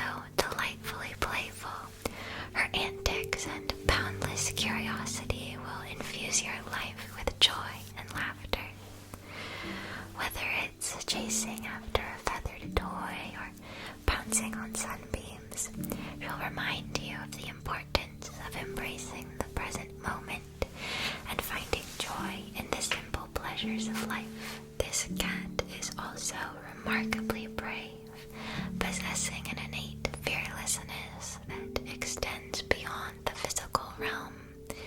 When it comes to your magical endeavors, she will stand as your steadfast protector in both the real world and the realm of dreams.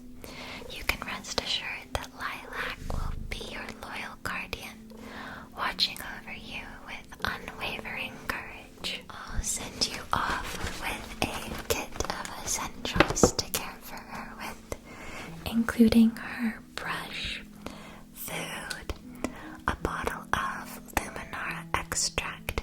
You'll need to do drip, drip, drip, 3 drops over each bowl of her water. It has the ability to enhance her magical talents. When ingested, it will enhance her ability to sense mystical energies, making her more proficient in assisting you with spells, divination, and detecting enchantments.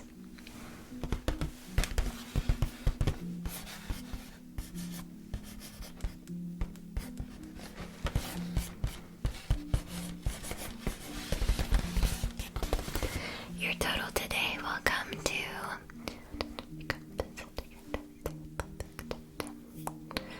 152 astrums. Thank you for your business. Have a wonderful rest of your day at the Velvet Veil. Lilac will follow you out. Oh, what a perfect match.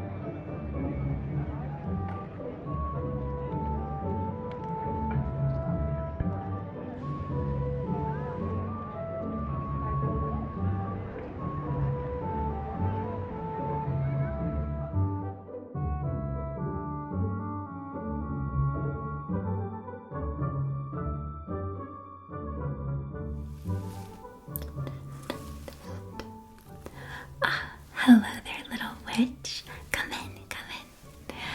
I'm Juniper. Welcome to Spellbound Sweets and Treats. Sorcery in every bite, day or night.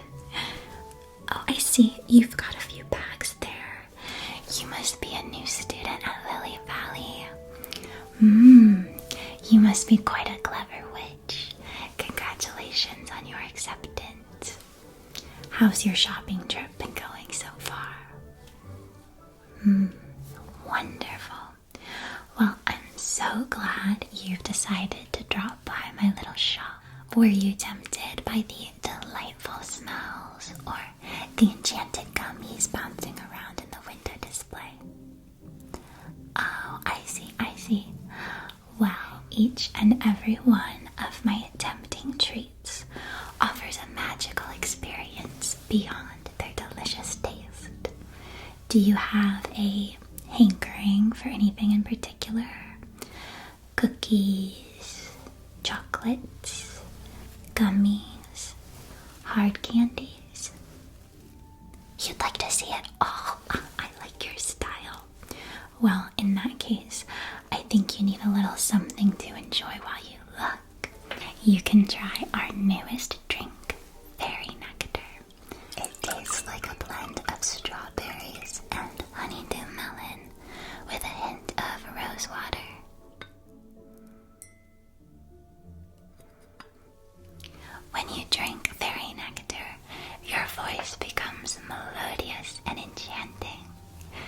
Go ahead, take a sip. Let's hear it.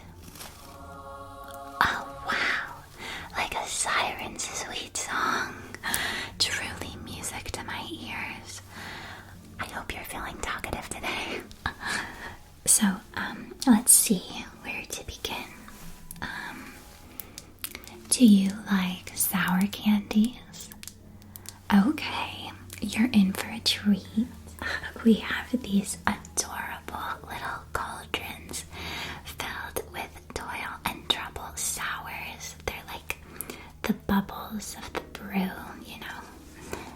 They're sure to cast a delightful spell on your taste buds. The flavor is sour kiwi, and the magical effect is joy and giggles. You'll be struck by a fit of laughter for about 20 seconds. You'll feel like you just heard the most hilarious joke that there's ever been. You'll also feel this pleasant, fizzy sensation throughout your scalp, your fingertips, your toes, as the extreme tartness really sets in. You think that sounds like a little much for you? That's understandable. If you're in the mood for something more sweet and fruity, one of my personal favorites is the bubble clusters. When one of these grape-flavored clusters is eaten for 5 minutes, you'll be able to summon big, sparkling bubbles that you can direct to float this way and that way. These are very popular with children, both because the power is totally harmless, completely foolproof. It's just good fun for kids. And you know they can't get enough of bubbles. Neither can I, to be fair. There's this game some people like to play with them, where each person summons their bubble and sets it on course straight for the other person's bubble. Whichever person's bubble pops first is the loser, and they have to reward the winner with one of their own candies. You'd like to purchase a jar? Great, I'll get a box started for you. Now I'd like to introduce you to our autumn assortment of cookies. Each season we release a new collection of designs of sugar cookies with wonderful abilities. The pumpkin cookies have been by far the most popular this season, so let me start by telling you about those. When consumed, these pumpkin cookies temporarily grant the ability to conjure small decorative pumpkins, and you can control them as you wish with a wave of your hand. You can make them whatever shapes, colors, type of jack-o'-lantern expression on them, anything you want. And you can make them perch on people's heads, dance around, decorate a windowsill. You'd like to take one? Perfect. Here you are. Packaged up nice for you. Let me show you what other cookies I have. These are Lily of the Valley lemon cookies, which provide you with a heightened sense of intuition. After eating them, you'll become more adept at reading the intentions and emotions of others. They make a nice gift for if you'd like to convey to the recipient that you trust them implicitly and hold them in quite high regard and esteem. Maybe on the first day of class, you might like to give these to your professors so you can make a good first impression. You'd like one of these as well? Certainly. I think you'll be back for more than one later once you get a hint of this lemon taste. It's to die for.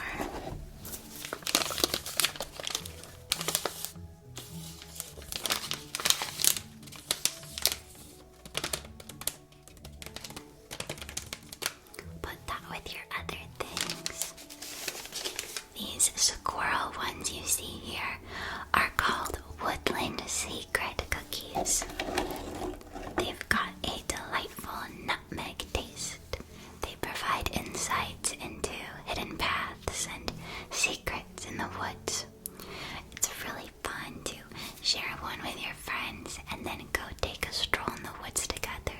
See what you might find. Feywild honey is drizzled over the cookies just before they go into the oven, ensuring that every bite is touched by the Fae's magic. You'd like to take one of these too. I'm so glad. Let's see.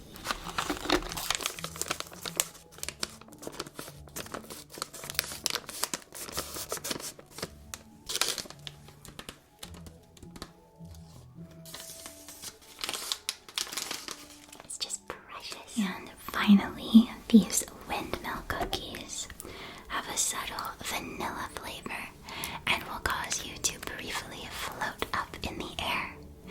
I know that sounds a little scary, but it's nothing too dramatic, I promise. You'll just hover about a foot off the ground for a few moments.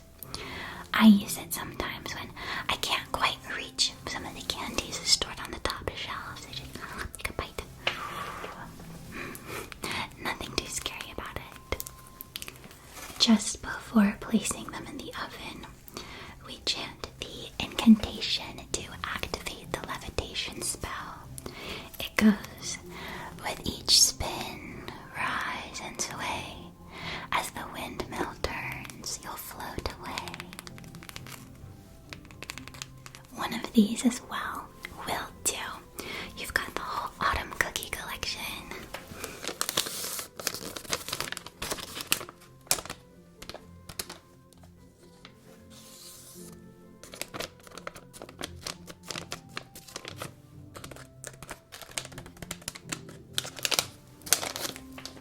Now I'd like to show you our range of edible wax seal flavors. Our edible wax seals have a delightful melt in your mouth consistency and a pleasant creaminess. They come packaged in these eye-catching envelopes that match each of their flavors. The green contains pistachio-flavored seals. There's also touches of honey and basil to round out the flavors.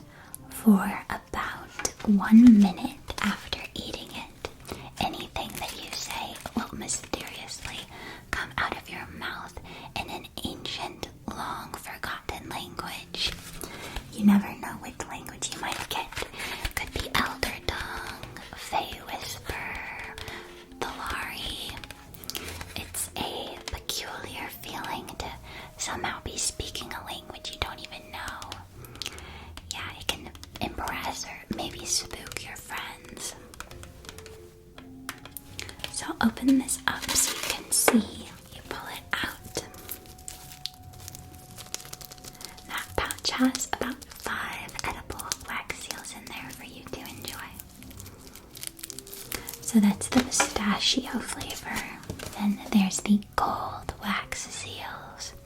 These are butterscotch flavored and enhance your persuasion abilities. You'll become exceptionally charming and persuasive in your interactions with others.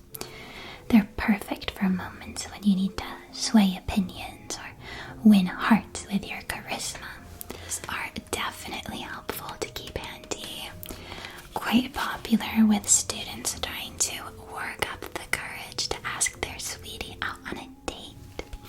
They've also got a dash of sun lily nectar that adds a touch of extra confidence as well. Maybe these can help give you the boost of confidence you might need on your first day at the academy. The pink seals are strawberry flavored and grant the power of a temporary invisibility. When activated, you'll become invisible to the naked eye for a short duration, about 10 seconds typically. They're perfect for pranks, hide and seek, magic tricks, and such, but they are charmed to know if you're up to anything improper and they won't work. So don't go trying like thievery or anything. These are flavored with the sweetest, ripest strawberries, refreshing rose water,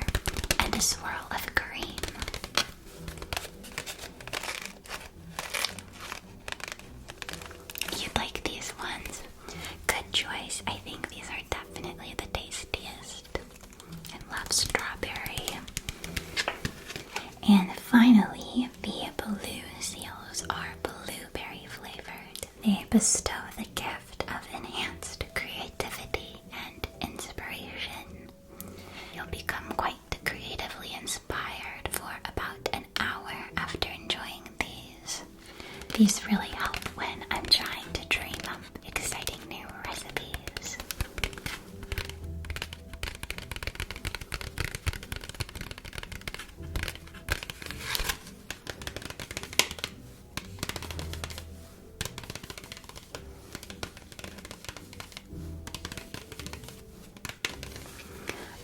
Another candy we have, if you are interested in this melt in your mouth sort of thing, these lunar butterflies are lychee flavored. When consumed, these delicate butterflies allow you to see hidden truths. They have the power to reveal to your ears any ghostly gossip occurring in your immediate vicinity. You can tune in to their conversations, enjoying the interesting insights into otherworldly matters. They contain dew from enchanted roses, collected during the midnight bloom, a touch of elderflower nectar, and a secret blend of revelation enchantment known only to our master confectioners. The butterflies are left to set under the silvery moonlight. That lunar touch activates their spirit-revealing magic.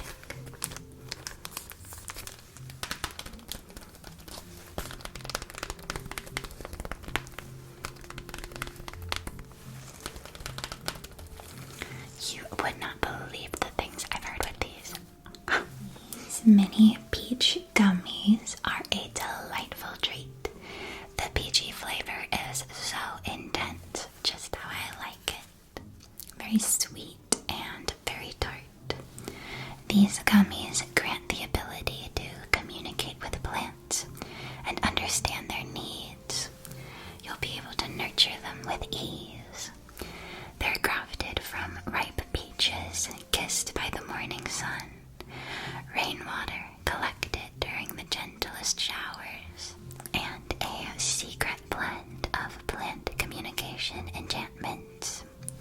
They'd make a perfect gift for any gardeners or plant enthusiasts in your life.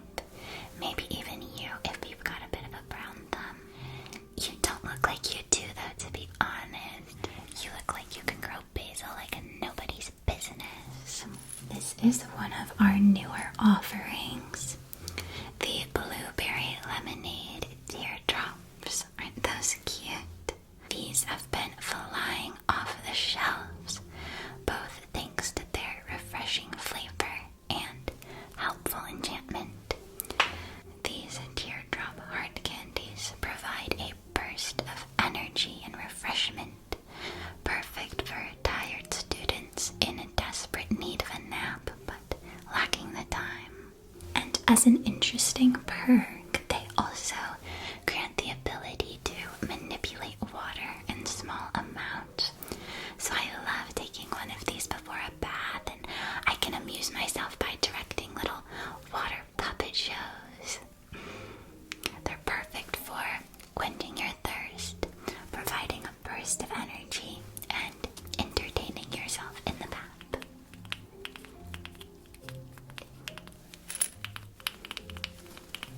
If you're a fan of hard candies, people love our collection of flower hard candies.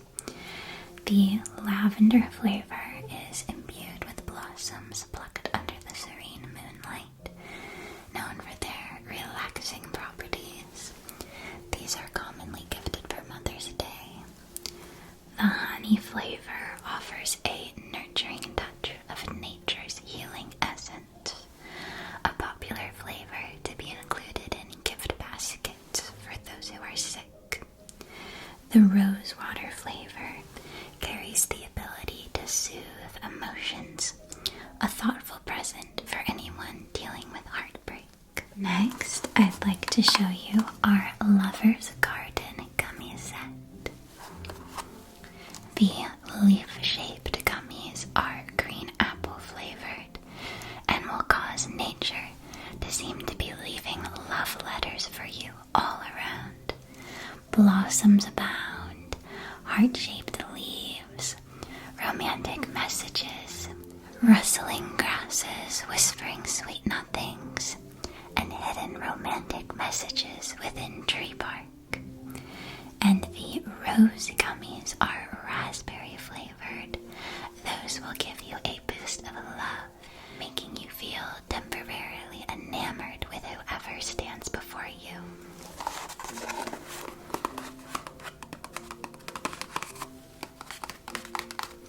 This is a perfect set of gummies to bring along on a date, like a romantic picnic in the woods.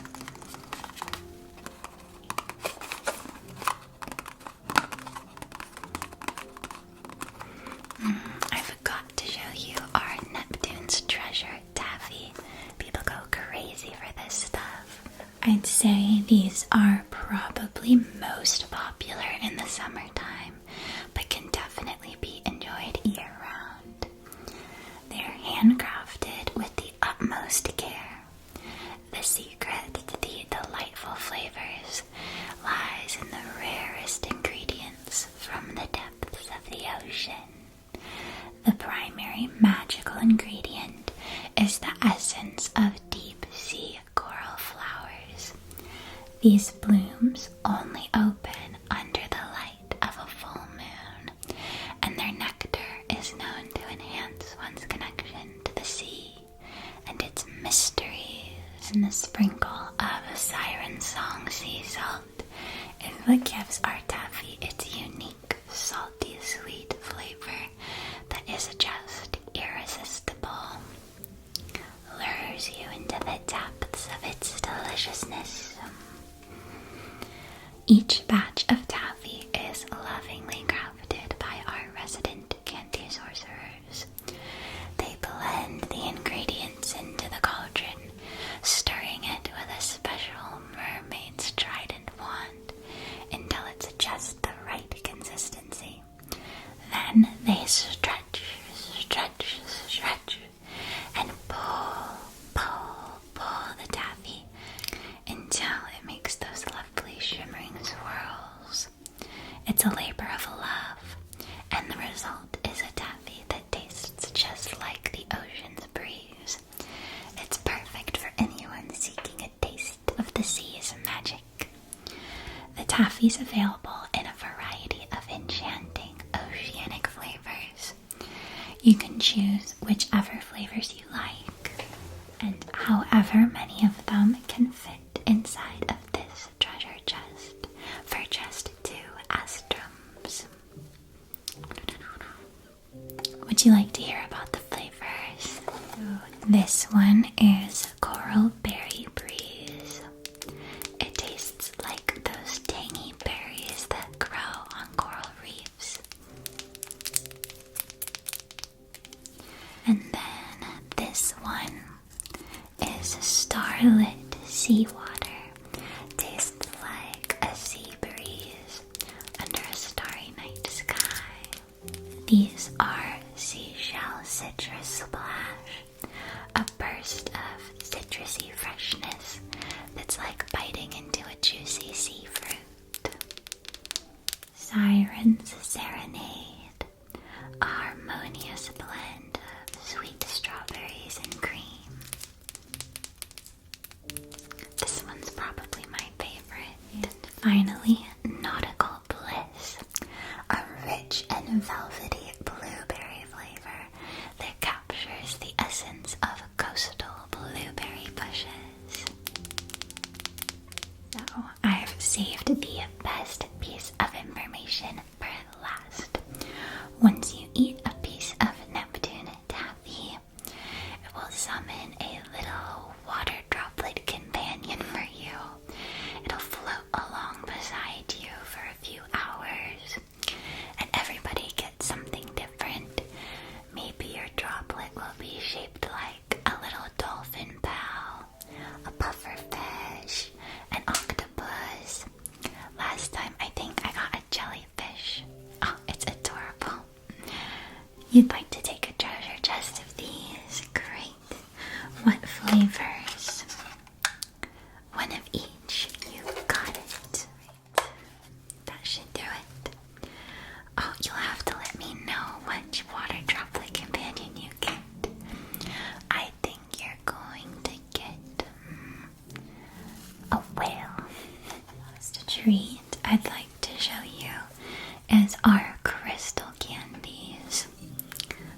look at the different flavors and tell you about their magical properties. These ones are sour peach flavored. They allow you to summon flowers, blooming in lovely shades of pink, orange, and gold wherever you point.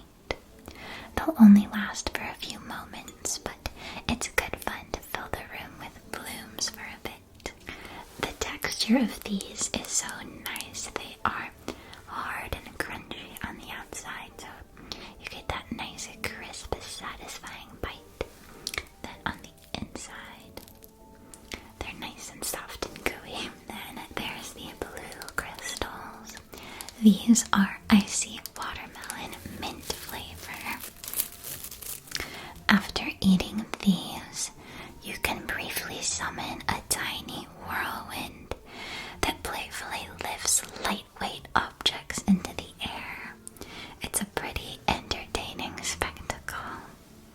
The white ones are definitely my favorite, both thanks to their delicious marshmallow dream flavor and their power is so much fun.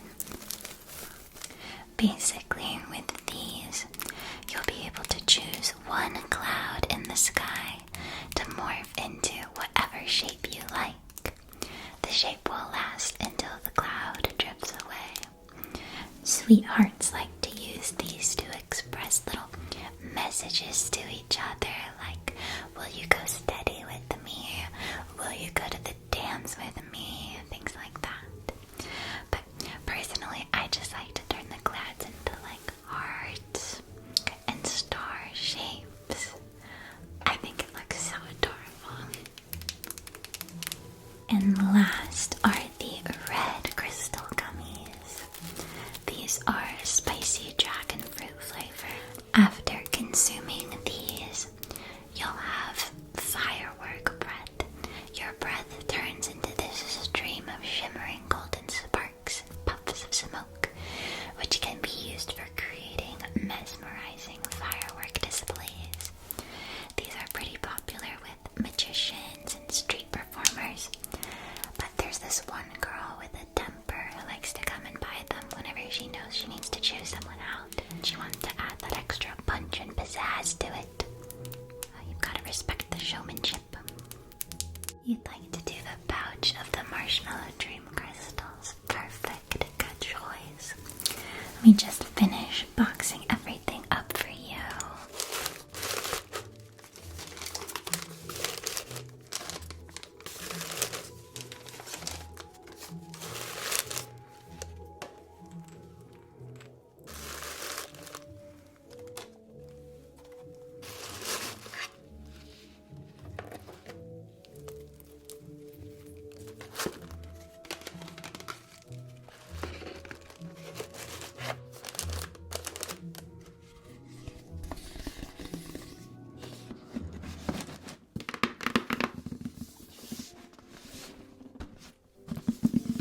Is everything you wanted today.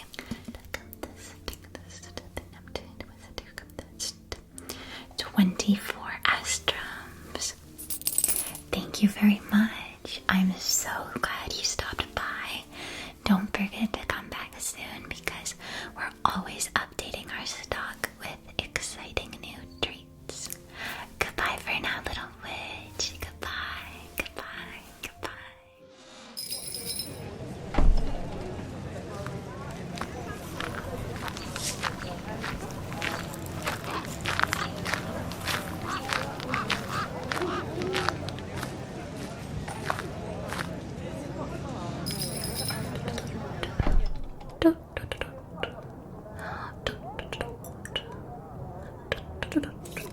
Oh, greetings, dear. Welcome to my shop. I am Agnes Hawthorne. This is the Mystic Quill, where magic and knowledge always thrill.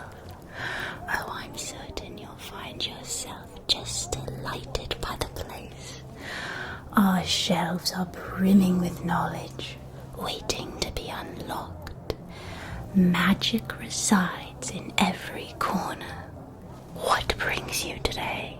Ah, a budding witch. What a delightful surprise. I suppose I should have guessed it by that lovely twinkle in your eye.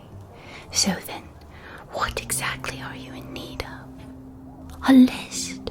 Marvelous. Oh, your preparedness does bode well for your magical potential. Fundamentals of Spellcasting, a Beginner's Guide. Sorcery and Ethics, a Witch's Code. The Astral Realm, Potioncraft, Divination, Witch's Apology, Plants and Potions. Enchanted Creatures, a Study of Magical Beasts. History of Witchcraft, A Journey Through Time, The Grimoire of Lily Valley, The Owakisil Set, Stationery Set, Quill and Ink, Candle Snuffer, Lantern, and One Candle Bundle. Oh, marvellous.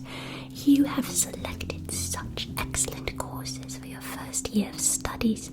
Yes, these subjects require utmost dedication and insight, but for your efforts, they will reward handsomely. Allow me to fetch the tomes you require from my collection. First, I have your Fundamentals of Spellcasting, a Beginner's Guide.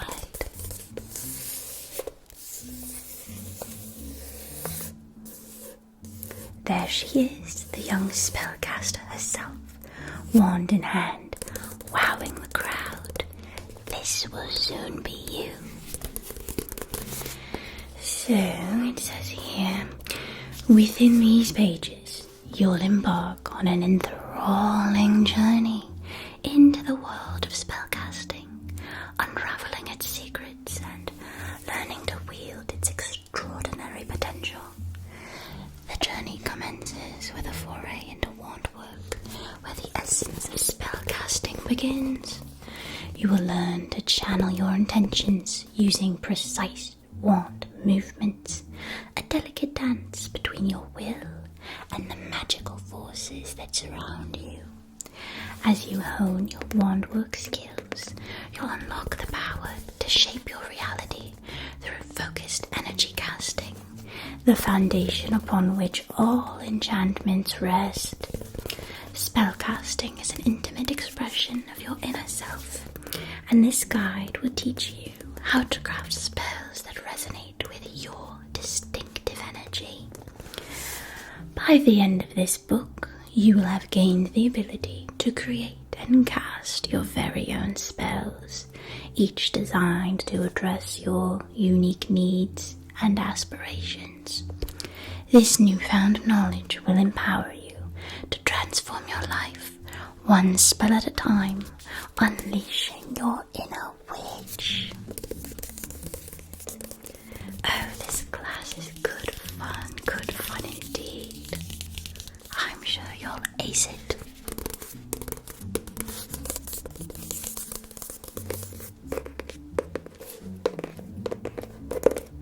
So I presume you'd like to take it then, given that it is right here on your list, and here I have before you one copy kept in pristine condition.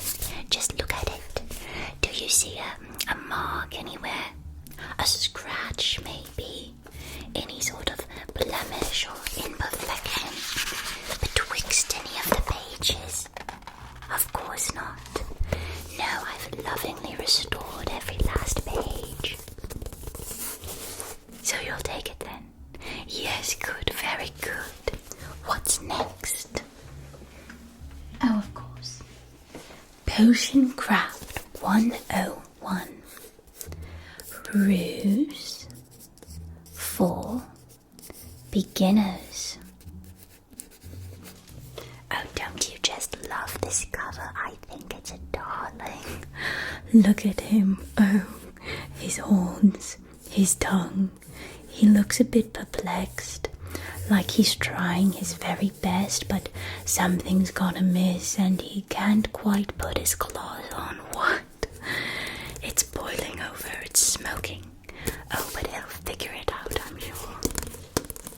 Especially with the help of Potioncraft 101.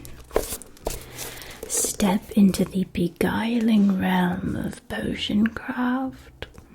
This book serving as your loyal companion, you'll learn to select and prepare magical ingredients with precision. From the simplest remedies for everyday maladies to crafting complex elixirs with transformative property, you'll unlock the true potential of nature's hidden treasures. Each page is a portal to the ancient wisdom of herbalism and alchemy, encouraging you to tap into the mystical forces of the natural world. By the end of your journey through these pages, you'll have collected priceless tools and insights to concoct brews that can heal physical and spiritual wounds against negative energies and enchant the world around you. This is your opportunity to tap into the ancient and mysterious art of potioncraft, where the everyday world blends with the supernatural, and where nature's alchemy becomes your greatest ally.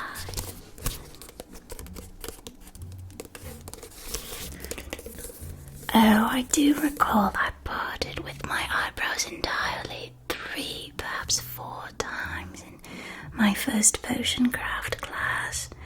Would have been 7 or 8 without this book, though.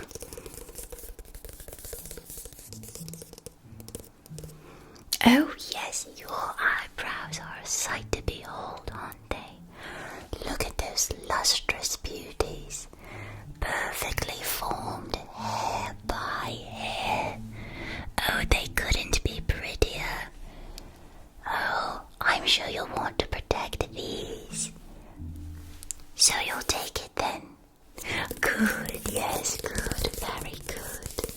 That's a good little witch. And then there's your witch's herbology, plants and potions.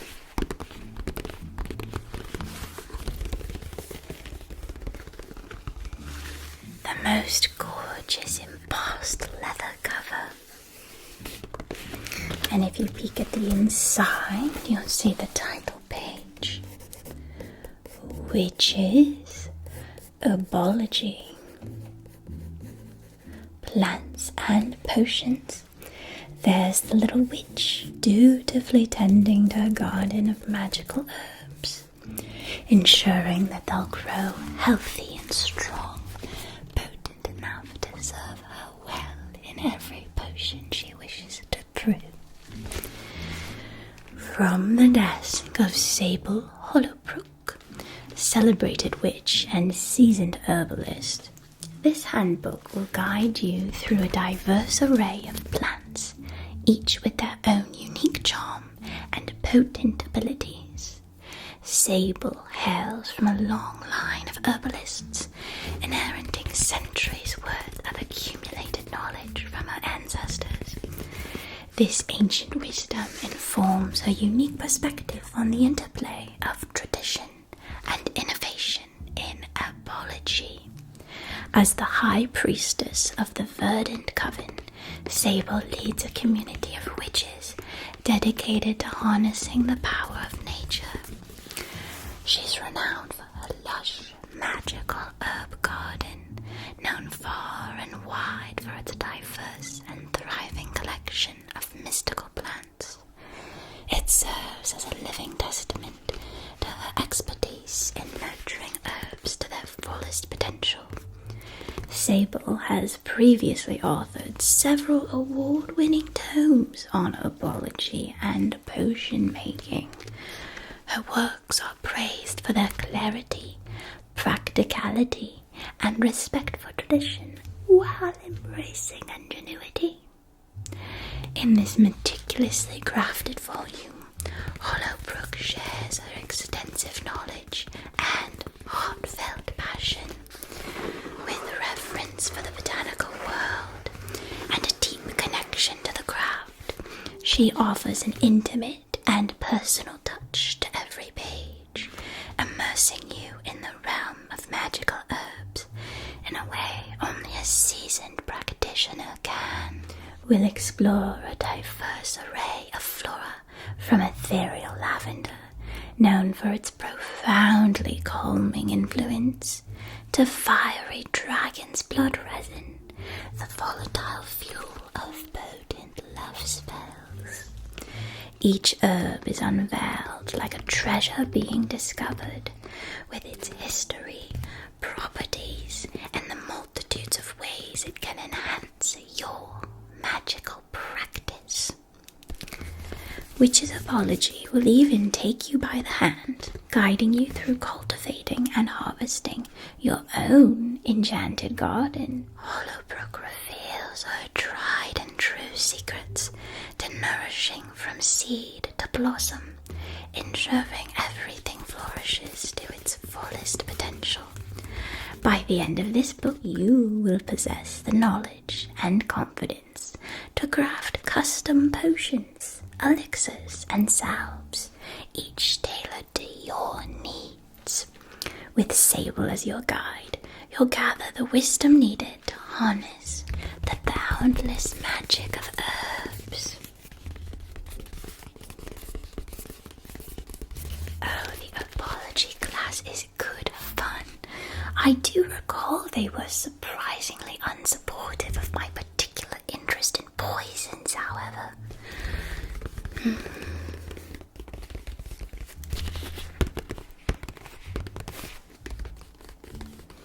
So what do you think? Would you like Miss Hollowbrook to guide you through the mystical world of magical herbs? Excellent. And then, History of Witchcraft doesn't have quite the same charm and excitement to it as the more practical courses like Herbology, where you can get all excited about shoving your fingers in the dirt. But I assure you, History of Witchcraft, it has charms of its own. A journey through time. God, this is a sleepy little lass here, with a skull beneath her. Wonder what she's dreaming of. History of Witchcraft, a journey through time. This captivating exploration is led by Dr. Morgan Thornfield, distinguished historian and practicing witch. Her journey into the world of witchcraft began in the hollowed archives of ancient libraries, tracing back to the origins of witchcraft when wise women and cunning folk held sway. Thornfield has dedicated decades to meticulous research, uncovering forgotten grimoires, diaries, and historical records. As you embark on this odyssey, your voyage through the ancient origins of witchcraft, unveiling the profound connections between magic, nature, and the human spirit. But the story doesn't end in the past. Dr. Thornfield's narrative unfolds through the centuries, exploring the relevance of witchcraft in the modern times. This book provides a comprehensive look at the ways in which witchcraft has woven itself into the fabric of society, leaving its mark on cultural, social, and political landscapes. History of Witchcraft is more than a book. It's an initiation into the sacred mysteries of the craft. Dr. Morgan Thornfield, with her unique blend of academic rigor and mystical insight, invites you to delve deep into the rich tapestry of witchcraft's history. Her words are an invitation to connect with the wisdom of the ages, to honor the legacy of those who came before, and to understand how the past continues to shape our world.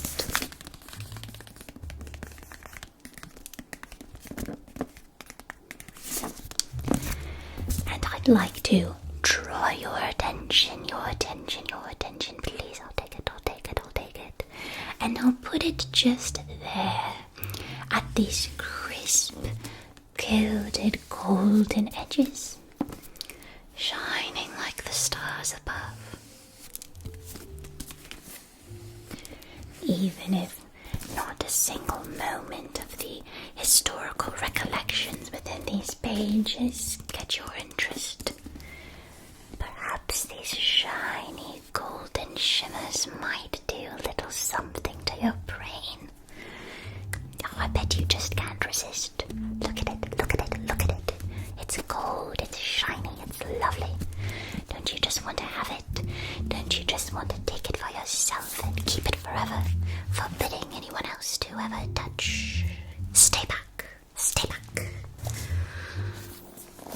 Oh yes, yes, you can have it for 12 astrums. Marvelous. Now we move on to the astral realm. An introduction. Doesn't this gentleman look wise? With his cap, his long hair, glasses, his paintbrush, he's working on painting the planets. The astral realm. An introduction. Prepare to embark on a transformative journey into the enigmatic realm of the astral plane. Authored by seasoned mystic and astral traveler Astrid Nightflight. This guide will equip you with essential knowledge to grasp the significance of the astral plane.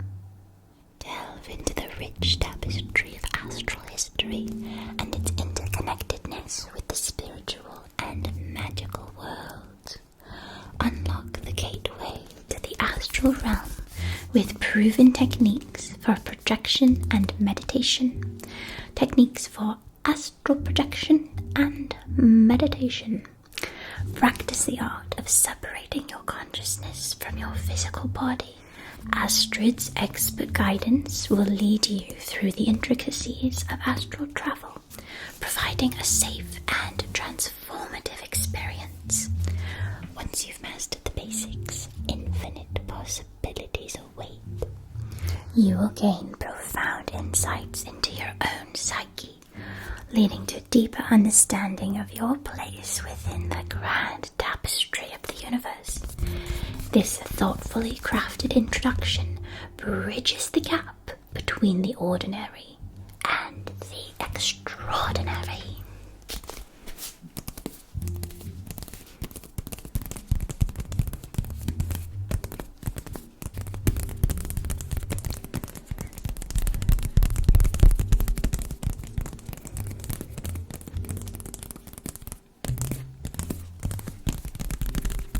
So, what do you think, my little witch?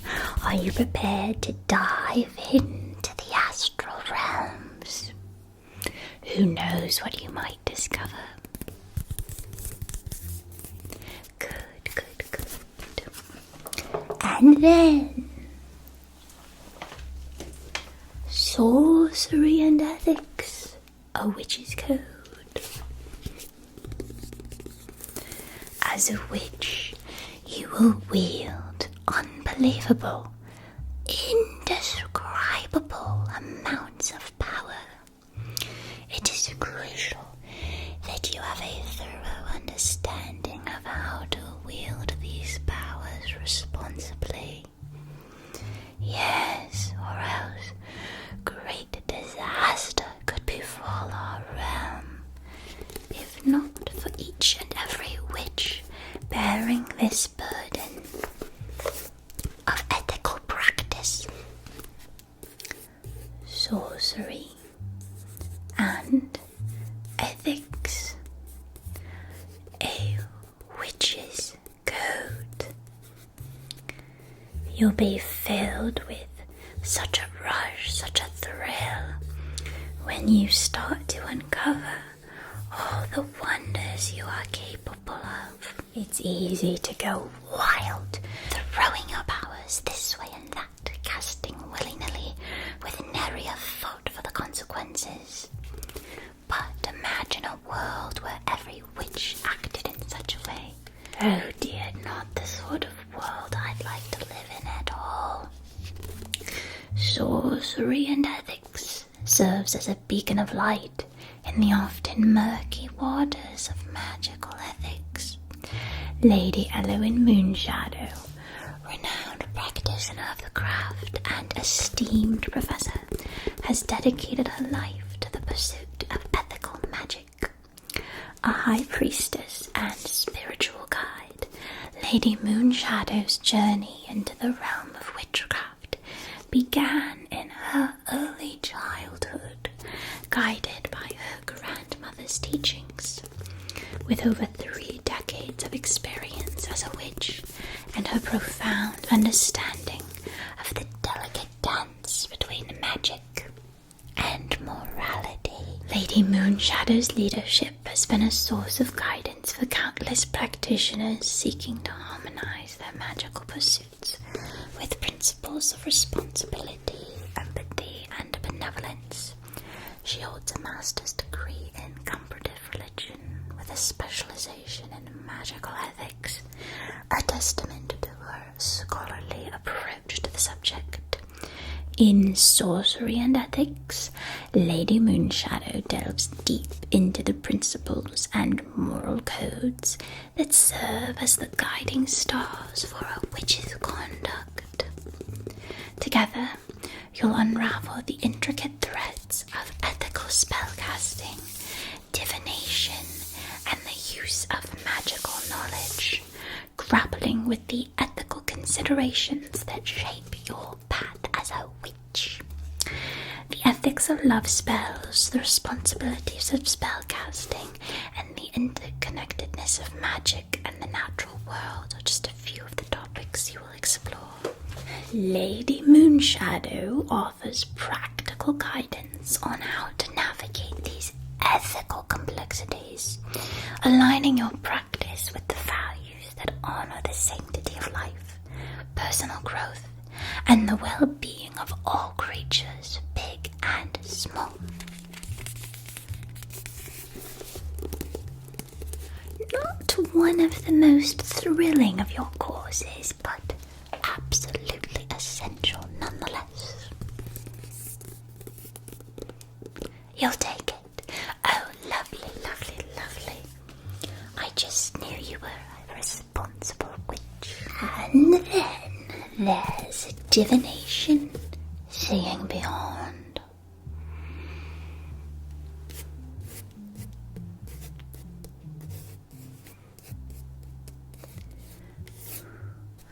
Oh, look at her. She's just going for a stroll along the beach, looking for seashells by the seaside, but something is lurking. She looks suspicious. She can't quite see it, but she feels its presence.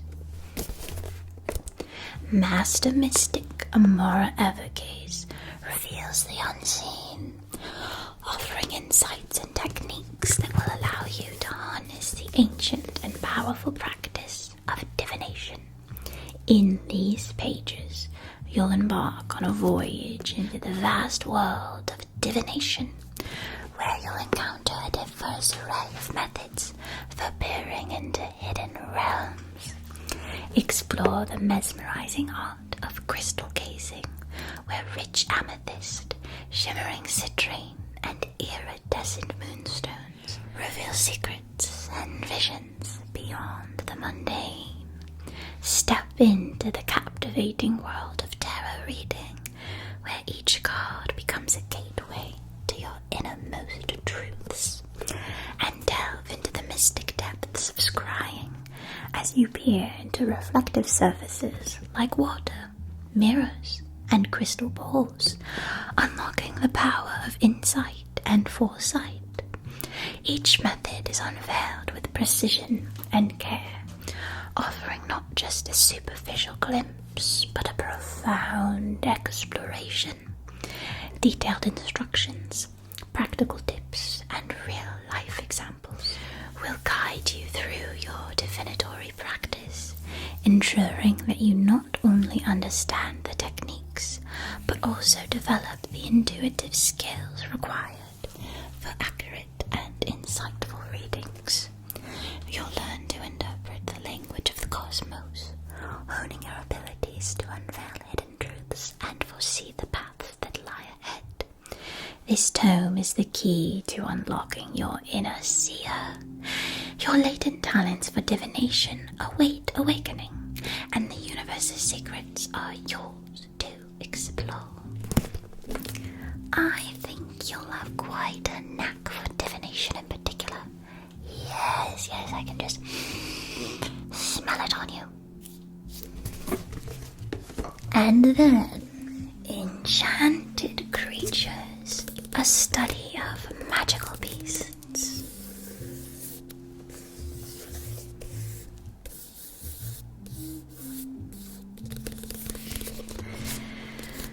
Enchanted Creatures, a study of magical beasts, penned by Marlowe Fableforge, celebrated mystic fauna specialist. Within this meticulously crafted volume, you'll discover a rich tapestry of knowledge that unravels the secrets of magical creatures. Each entry provides a window into their captivating world, including their habitats, social behaviors, and their significance in the world of magic. Whether you seek to understand their roles as symbols, guardians, or allies, this book is your gateway to a deeper connection with all manner of wondrous beings. Enchanted Creatures is not just an encyclopedia. It's a guide to understanding, respecting, and forming bonds. This immersive study is your portal to understanding the profound link between witches and mystical beings. Let your fascination with these creatures be the gateway to profound insights, transformation, and a deeper connection to the world of magic.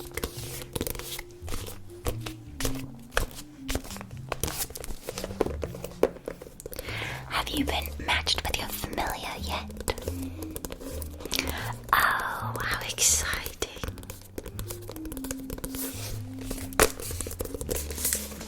And finally, the Grimoire of Lily Valley Academy, School Traditions and Tales.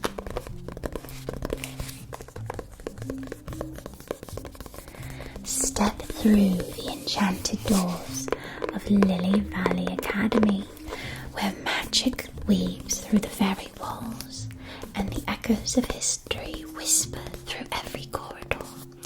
In the Grimoire of Lily Valley, you will embark on a captivating journey guided by Professor Fidelia Norwood. As a distinguished faculty member and a respected practitioner of the craft, she has spent decades preserving the traditions and tales of Lily Valley Academy. Her journey began as a starry-eyed student, and her commitment to nurturing the school's legacy eventually led her to become a celebrated historian. Professor Norwood brings to life the tales of past and present luminaries who have shaped the school's unique traditions. With her guidance, you will immerse yourself in the enchanting narratives of these remarkable individuals, feeling their presence as if they still walk the corridors. But this grimoire offers more than just history. It opens the doors to the secrets of the Academy. Discover the sacred rituals that have been conducted behind closed doors, and unveil the hidden chambers that have been veiled in a mystery for centuries. Professor Norwood's meticulous research and dedication to preserving the Academy's heritage allow you to explore its depths like never before. Immerse yourself in the rich history of this esteemed institution. Embrace its traditions and discover the timeless enchantment of Lily Valley Academy. This book is absolutely fascinating. Oh goodness, I can't that Fidelia revealed all the details she did. It's like filthy gossip, like a tabloid, really. A bit shocking that it's part of your required reading, but what a treat. The Grimoire of Lily Valley. School Traditions and Tales.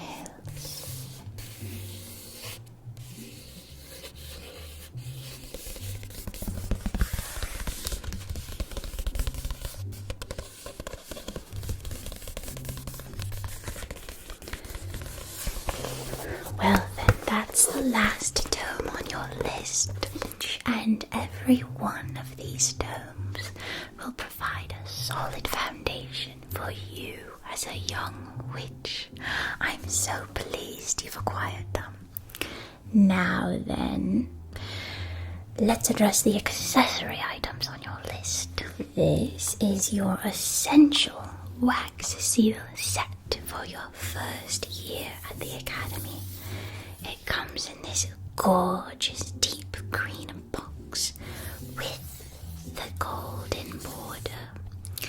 You can open it up to unveil the variety of tools inside, including a lovely array of shades of wax, sealing wax. You can choose the colour for the particular occasion. Perhaps the gold for inviting a classmate to tea. Perhaps the crimson for more serious correspondence, such as requesting an extension from a professor. Maybe you'd like to use the rose seal for a love letter. The moon seal for an invitation to a midnight meeting. The standard seal that will be most often appropriate is the lily of the valley. You can see there on the handle the valley lilies, as well as there on the base. Creates such a lovely design when pressed into the hot molten wax.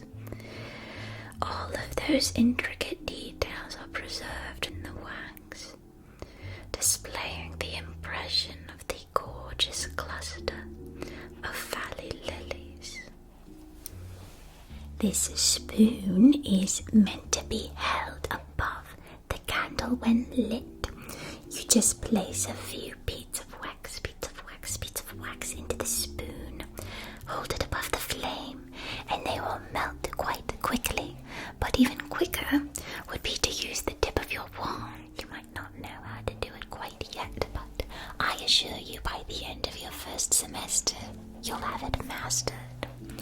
And then this golden pen can be used just to glide it across the top of your finished wax seal, and the high points of the design will catch the gold quite nicely.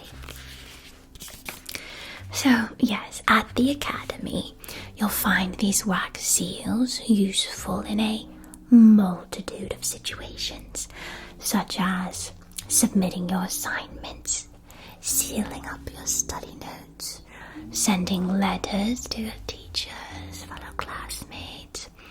These seals are not only practical, but a lovely, stylish way to add a personal touch to your documents and correspondence. Only 4 astrums. Good, yes, very good. I saw you'll also be needing some stationery.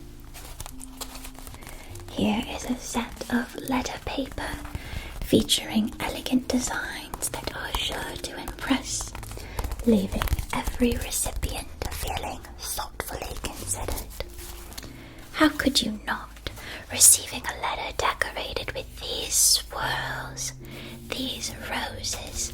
Oh, I would just swoon. And the accompanying envelopes are no ordinary envelopes. No. They're imbued with a subtle levitation charm, When you've finished writing your letter, addressed it, and sealed the envelope with your wax, it will levitate and glide through the air all the way to its intended recipient, ensuring swift and secure delivery with no need for traditional postal services. Oh, so messy, so public, so expensive, so slow. No need, no need, no need. Only 2 astrums. Oh, what a steal. Yes, good, good, good. What's a stationery set without a quill? Might I suggest? For you, my dear. The silver albatross quill, of course. The albatross feather. It channels the winds. When you write with it, your words will glide effortlessly across the page, as if aided by the breeze. This feature grants you the ability to write with remarkable speed and precision. No matter how speedily your professor speaks, you'll always be able to keep up with the note-taking. A true asset during your studies at the academy.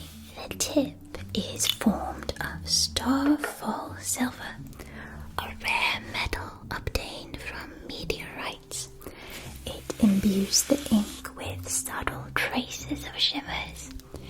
Your words will glisten slightly silver, not enough to be distracting or detract from your words, just enough to be visually striking and impressive. Beyond its aesthetics, starfall silver also possesses an innate magical sensitivity. It can detect hidden magical imprints on messages inscribed on various surfaces, causing them to shimmer silver, revealing their truths to you. Whether you're investigating ancient scrolls, deciphering cryptic symbols, this quill will be your steadfast companion. It's the perfect choice for any budding witch who values both style and substance in their magical pursuits. Or perhaps if you're not quite a lover of silver, perhaps you might prefer the Phoenix Fire Quill, crafted with a vibrant phoenix feather, adorned with fey gold filigree accents. Fey gold is sourced from the delicate, otherworldly golden strands that drape from the boughs of ancient fey wood trees. Thanks to the innate powers of the phoenix feather, this quill boasts a set of unique abilities as well, such as the power to imbue your words with fiery vigor. As you write with it, your words will be infused with an innate warmth and depth and passion, causing your prose to resonate deeply with the heart of whoever reads it. Perfect for composing poetry, love letters, fiery manifestos. This quill will breathe life into all your written expressions. Not only will the quill infuse that extra touch of gusto into your writing, the fey gold carries the remarkable ability to transcribe your thoughts with flawless elegance and grace. Your hand will glide effortlessly over the page, your words flowing like liquid gold. The result is handwriting that's impeccably formed. This quill can also transmute your words into complicated riddles and puzzles, perfect for encoding secret messages or creating cryptic challenges for your friends to solve. So, which do you feel more drawn to, my dear, the phoenix or the albatross? The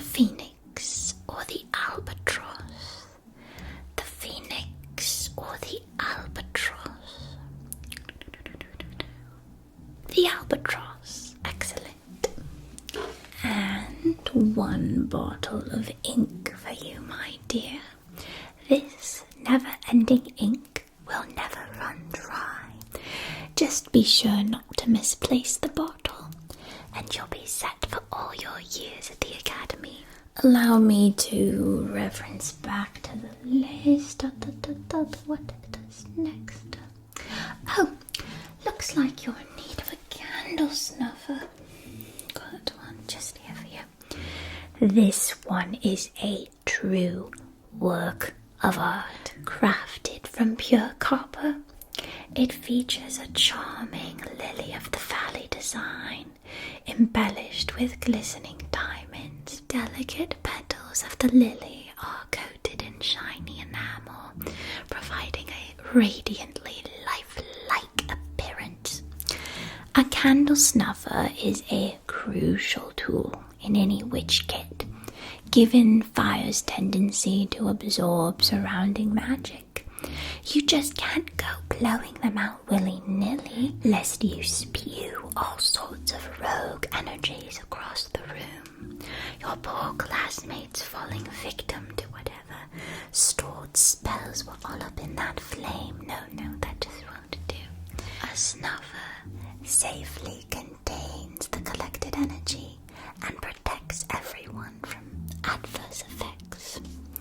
As the snuffer envelops the flame, it captures and absorbs the essence of the candle's magic. This residual magic is then stored within these little precious diamonds on the snuffer's petals. This collected magic can be utilized for a variety of purposes.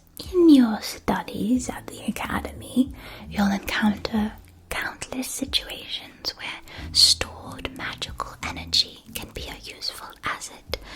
For instance, you can use this snuffer to transfer the residual magic from one candle to another, enhancing the potency of your spells.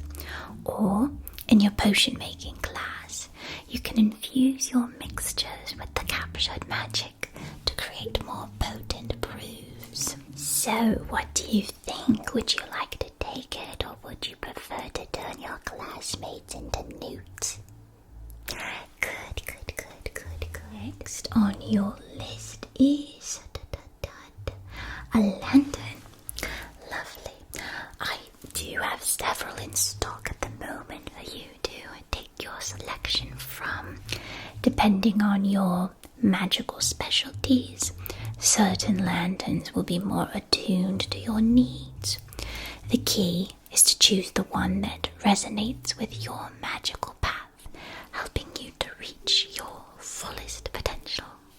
Ideal for your herbology and potion-making classes, the Herbalist Lantern emits a nurturing, warming light that promotes the growth of plants. They bask in its glow, thriving and flourishing under its tender radiance. The radiant light also has the unique ability to identify and highlight magical herbs. If you manage to come within a 5-foot radius of a magical herb, this lantern will cause it to emit a gentle glow, helping you spot it amongst the dense underbrush. This will make your herbological excursions much more fruitful. And similar to the will-o'-the-wisp, it's the ideal size and weight for long journeys. Next, the Firefly Lantern. The tiny fireflies encased within this lantern not only illuminate your surroundings, but also carry discreet messages when needed. Simply speak the intended recipient's name and watch as the fireflies gracefully arrange themselves, carrying your message aloft. The speed at which these fireflies flit and dance through the air is astonishing, ensuring that your communication reaches its intended destination promptly. Their innate discretion ensures that your exchanges remain private, while their settings. It's the perfect tool for hasty and discreet communication with your peers, professors, and more. The mysterious glow of the Will-o'-the-Wisp lantern not only illuminates your path, but also wards off negative energies. It's an ideal companion for your moonlit nighttime strolls about the Academy's grounds and beyond, ensuring you won't lose your way or encounter any otherworldly creatures. Negative energies and malevolent spirits are instinctively repelled by its presence, and this light has a hypnotic quality that beckons and guides you, making it nearly impossible to lose your way, even amidst the most winding forest trails, of which there is no shortage at Lily Valley. And the diminutive size and feather-light weight makes the Will-o'-Wisp lantern perfectly portable for adventures of all sorts. If you'd prefer something more sizable, might I suggest The Mushroom Lantern, powered by sunfire mushrooms that emit a warm, sunny glow. They thrive in sunlight-dappled forests and are associated with the power of daylight. The radiant light they emit is known to dispel darkness, both physical and emotional, bringing a sense of warmth and cheer to any space. Having the mushroom lantern in your presence will help create a positive and uplifting atmosphere.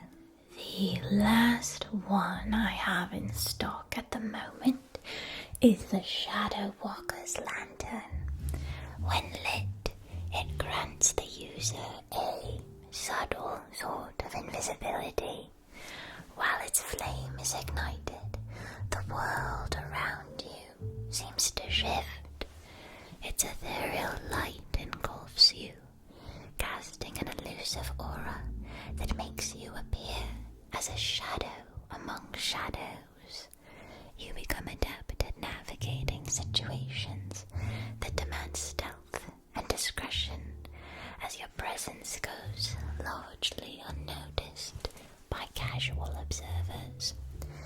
This lantern is the perfect tool for those who prefer to operate in the periphery, Whether engaged in clandestine activities or immersed in deep concentration on your studies. It allows you to move through your surroundings undisturbed, engage in covert endeavors without drawing undue attention, and dedicate your undivided focus to intellectual pursuits. Next on your list is one bundle of candles. you'll be needing these to carry you Through spellcasting rituals, potion brewing sessions, late night studies. At the moment, this is nothing more than a simple Bundle of beeswax candles, but it can be more. It can be much, much, much more. I offer one complimentary enchantment with purchase. Every witch is unique and finds a different type of enchantment most valuable to their studies. Allow me to read you the options you can choose from. There's Arcane Empowerment. Your spells and intentions become slightly more potent, enhancing your magical work. Seer's Bridge helps facilitate contact with the otherworldly and provides a clearer channel for divination. Wickcraft Wellness. The candles radiate healing energies, promoting physical, emotional, or spiritual well-being during rituals and spell work. Flicker Flight. The candles will float, hovering around you and gliding to wherever their light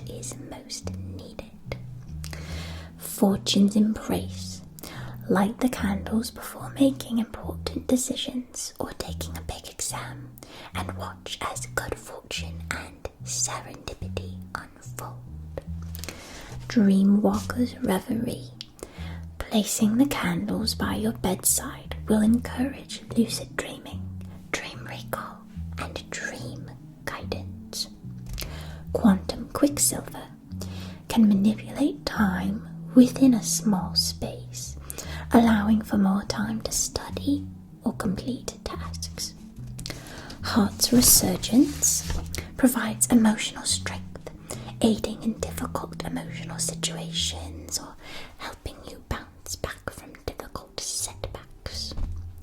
Aphrodite's Allure will boost your magnetism and attractiveness to others, adding excitement to your romantic life. Sanctum Ward to consecrate and protect a specific area, turning it into a sacred space for rituals and meditation. Muse's Radiance. If you require a burst of creativity or inspiration, the candles will stimulate artistic and innovative ideas. Faunabond, assisting in communicating with animals and understanding their energies and their messages. So that completes the options for your complementary enchantment. Which would you like? The time manipulation, certainly. Wonderful choice. Oh, that will greatly assist in your studies, I'm sure. Allow me to perform the ritual. The hourglass goes here, and the pocket watch beside it. Visualize the concept of time as a river gently flowing around you. See it passing, swift and unyielding. Imagine reaching out and gently slowing the current with a calming touch. And with this feather, I imbue the magic. Time flows ever swift and sure, but now I seek to make it pure. Candles marked with secrets deep, in your flames my wishes keep. Time that hastens, time that flies, grant me now your sweet surprise. In this candle bound by fate, time all lengthen, all abate.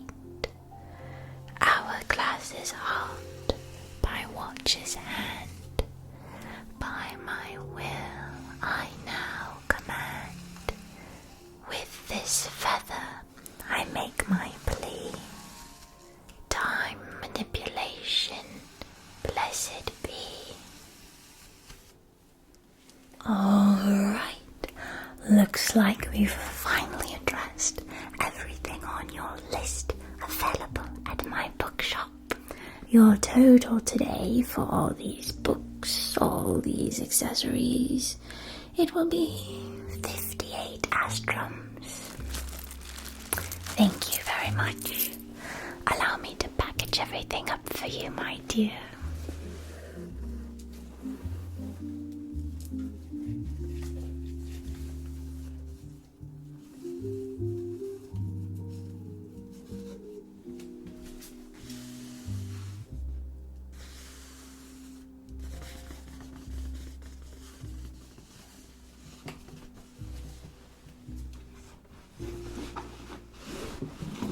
Here you are. It's all packaged up safely for you to bring home. Oh, it's my pleasure, dear. Always feel free to return if you seek more wisdom or simply a friendly chat. You're part of our magical community now. Fine, fine, fine. Another young soul bravely embraced embracing the wonders of the arcane. How delightful.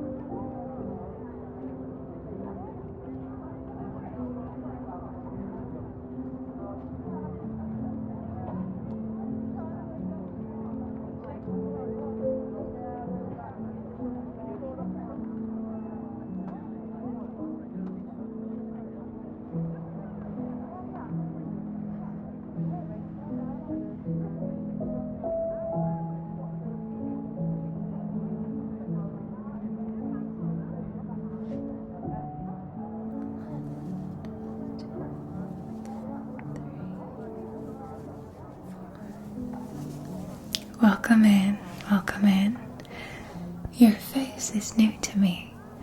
Welcome to the Enchanted Elixirs Emporium, where magic flows like a river, and our elixirs are nothing short of extraordinary. I am Violetta Everglow, the proud owner of this fine establishment. Pleased to make your acquaintance. I'm at your service for all of your potion needs. Enchantment is our specialty. What sets us apart is the fine quality of our ingredients. We pride ourselves on sourcing only the very freshest and most potent components for your concoctions. We employ a network of trusted suppliers who ensure that every last herb, root, and blossom we offer is gathered sustainably. We believe in caring dutifully for the magical world that supplies us with these treasures. Whether you're a novice or an experienced witch, you'll find our selection to be unparalleled, with everything from moon-kissed herbs to stardust-infused crystals. Our ingredients are the heart and soul of every elixir. A novice? Wonderful. I'm so pleased to have you. Oh, you've brought a list. A Lily Valley first year, I presume. Excellent. Let's take a look then.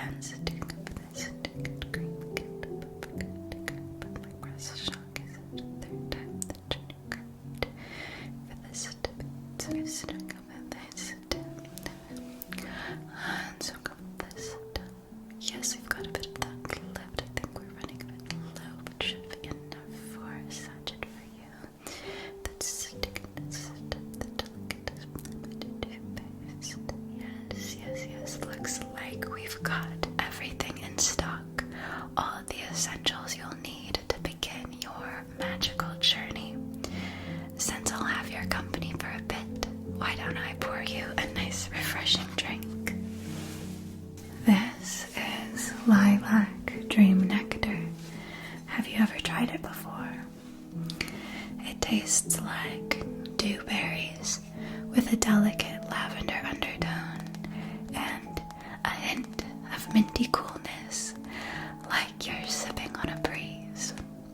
It'll provide lovely dreams for you tonight. The last time I drank it, I dreamt I was a mermaid gliding effortlessly through the waters, exploring the corals and discovering the loveliest shells and pearls. Looks like first you require 1 sachet of nymphweed, essential for underwater breathing and exploration potions.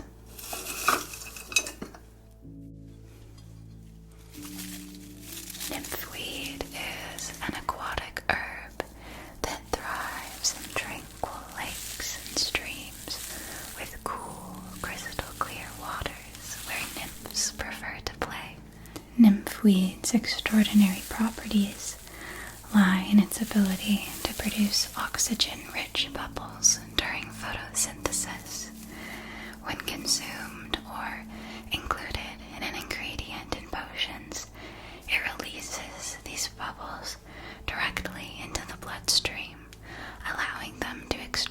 oxygen from the water, just as they would from the air. What's next? 1 sachet of flicker blooms. Oh, don't those smell lovely? Such a warm, comforting spice to them. Reminds me of a campfire. When their petals are gently crushed, they emit a soft, warm light akin to the glow of fireflies. The plants prefer rich, loamy soil and thrive in the dappled shade of ancient, moss-covered trees. Flicker blooms are a popular ingredient in potions related to journeys and exploration. Their light can help you to find your way.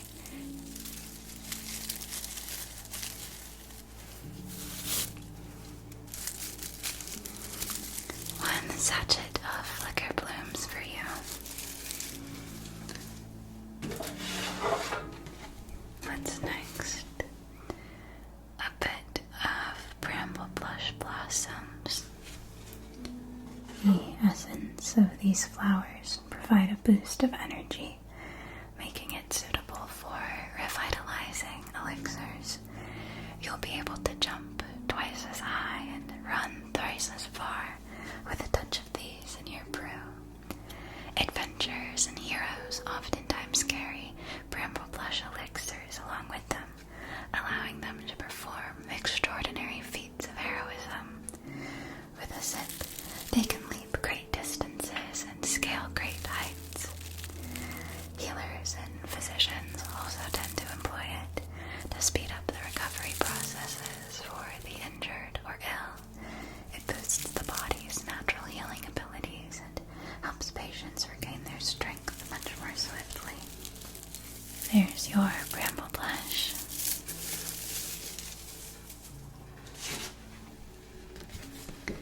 Next is scarlet velvet buds. Their lush, velvety petals are exceptionally soft to the touch.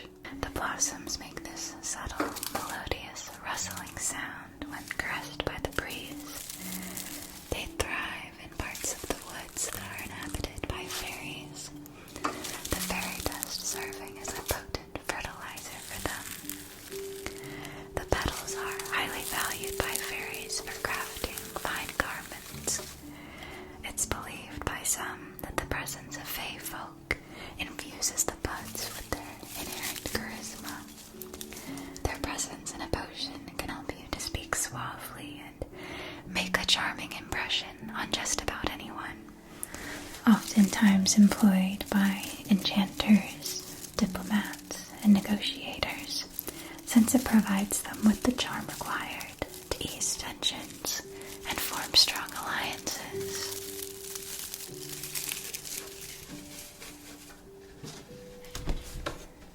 Then, 1 sachet of flame crests. Flame crest blossoms typically grow in regions with a strong presence of fire magic, such as volcanic slopes, lava caverns, and magically charged deserts. They're often found clinging to rocky outcrops and near natural fire vents. They are known for their resilience and defensive powers. They can endure intense heat and thrive in even the harshest of environments. Blacksmiths and craftsmen use them to work at the heart of their fiery forges without damage or discomfort, so they can create their masterpieces with ease. Flame crests also enhance the protective qualities of armor, making it a popular ingredient in potions related to combat. Then you are in need of elder green moss. Gnomes have long been entrusted with the preservation and care of this moss. It's oftentimes found growing on the bases of old, gnarled trees, where it intertwines with the intricate network of mushrooms. It thrives in places where the air is thick with woodland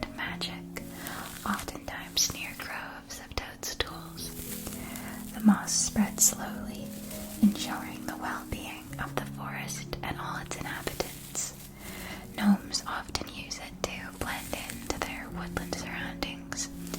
When applied to clothing or skin, it grants an uncanny ability to blend in. It's very popular in fungal alchemy. When combined with mushrooms, its powers become far more potent. The elixirs it's brewed with can offer enhanced clarity, wisdom, and healing properties, drawing on the ancient wisdom of the forest. It is also an essential ingredient in many invisibility potions. Next on your list is mermaid's tears. Mermaid tears are thought to form when mermaids weep in the depths of the ocean.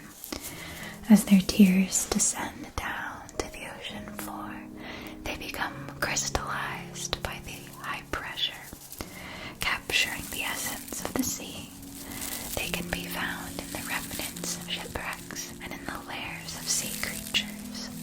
These gems are highly sought after by sea mages who believe that each tear holds the wisdom and enchantment of the underwater world. They can enhance a person's affinity with water, enabling them to influence and control water-based magic, whether for healing, purification, or offense. And when held in one's hand, a mermaid's tear can offer visions and insight about the secrets of the oceans, making them useful for guiding sailors through treacherous waters. And then, next on your list is Shattered Rose Mist. Rose Mist works by channeling the deceptive energies of the Fae.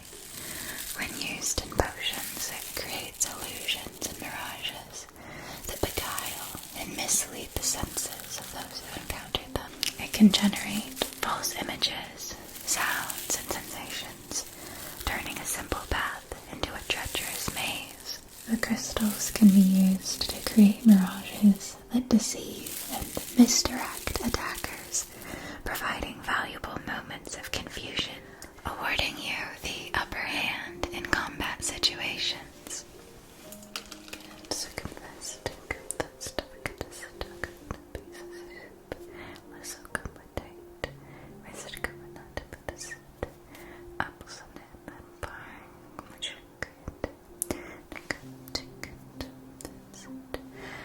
Then, 1 pouch of snow pills of purity.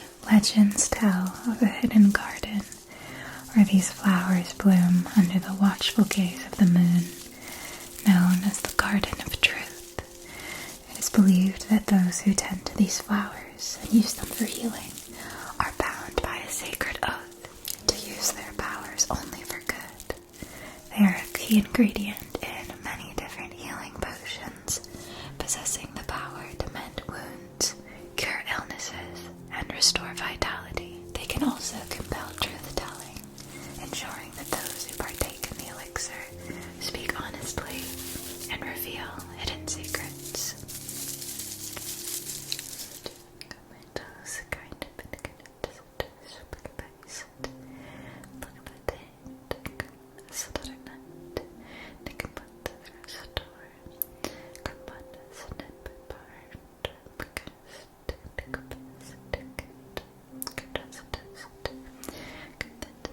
Then it's the Whisplush Blades.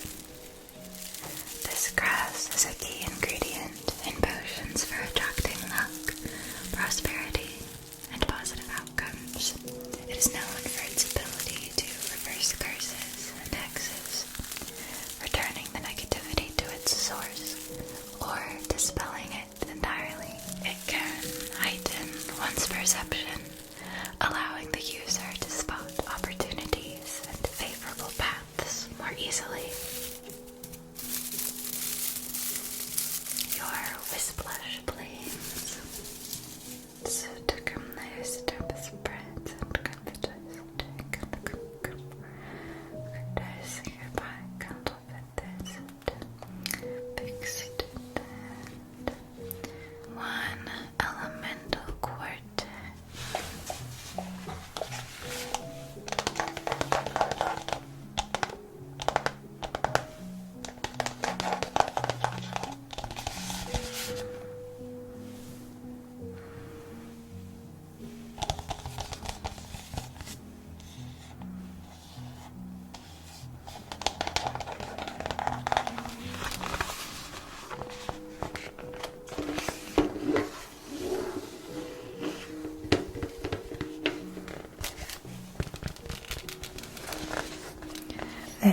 essential kit contains 4 vials of shimmering liquids that are the cornerstone of many basic potion recipes.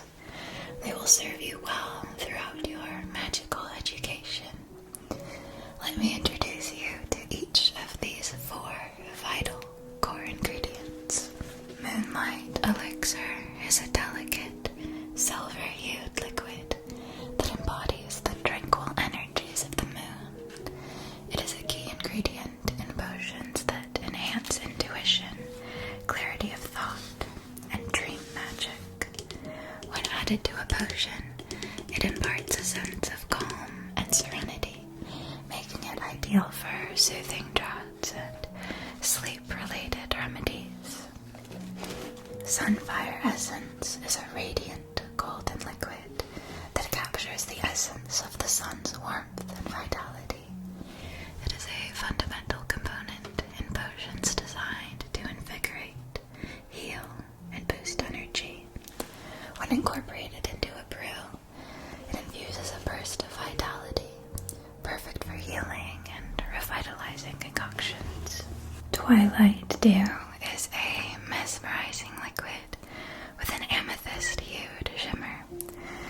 This substance is indispensable for potions that delve into divination and foresight. It enhances a potion's ability to reveal hidden truths and foresee future events, making it a valuable ingredient for seers and fortune tellers. Verdant Breeze is a vibrant, emerald-hued liquid that embodies the essence of lush, thriving nature, a vital component in potions dedicated to growth, transformation, and natural harmony.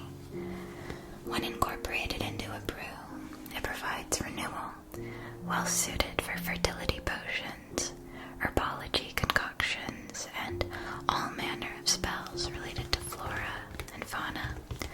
Its freshness is favored by witches who specialize in plant magic and earth-related spells, well prepared to brew a wide range of elixirs and master the art of potion craft.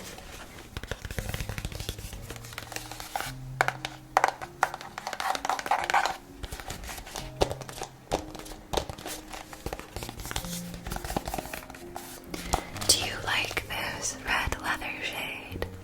Or would you prefer it in one of our other colors? We have a deep green, a mustard yellow, a lavender purple, a raven black, or a sable brown. Alright. Got this.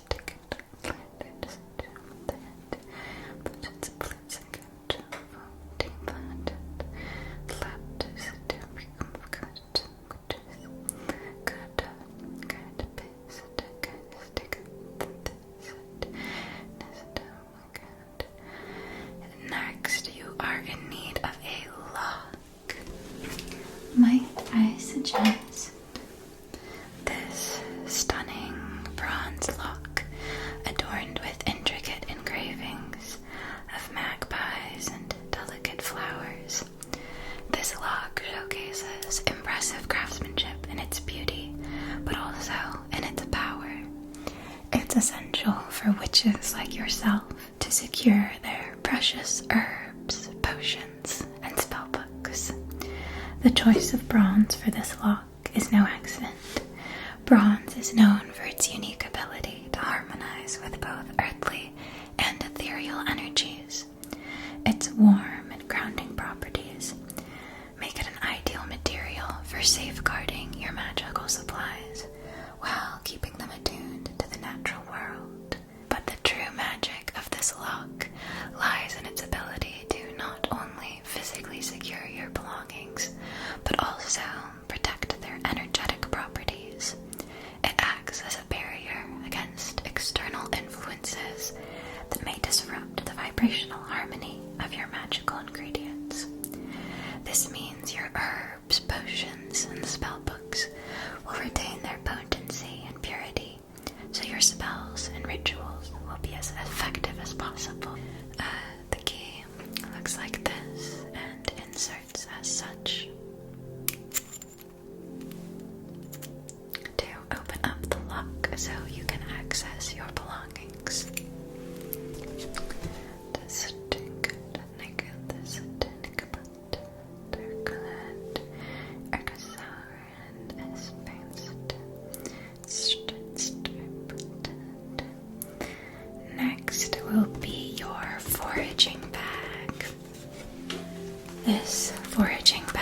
is no ordinary pouch. It is an indispensable tool for those who seek to gather herbs, roots, berries, and blossoms from the depths of the woods. Allow me to share with you the magical qualities that will make this bag the perfect companion for any aspiring potion maker like yourself. Its first feature is called Preservation of Vitality. Within this bag, your gathered ingredients are cradled in a cocoon of protection. It will preserve the vitality and potency of your herbs, ensuring that they retain their freshness until you're ready to use them. No more worries about wilted and withered plants. Your ingredients will be as vibrant as the day you plucked them. Then there's the expansion charm. Despite its somewhat modest appearance, this foraging bag boasts an expansion charm that allows it to accommodate a seemingly endless array of finds. It's like a bottomless well, ensuring that you'll never have to leave behind a valuable ingredient due to a lack of space. And finally, silent gathering. Foraging in the woods oftentimes requires stealth and discretion. This bag assists you in that regard by muffling any noise that might arise from rustling leaves or snapping twigs. Your presence will be made completely undetected by both creatures and other witches who you might be competing with for the same bounty. You'd like to take it? Excellent. Do you like this green shade? Or would you prefer this item in any of our other color range options, such as buttercup, lavender, bluebell, or midnight? Wonderful. Happy foraging.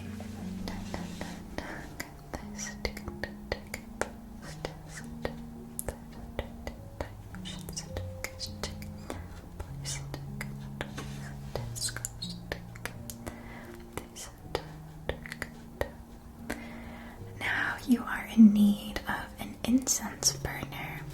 I have one in stock that I think you will like very much.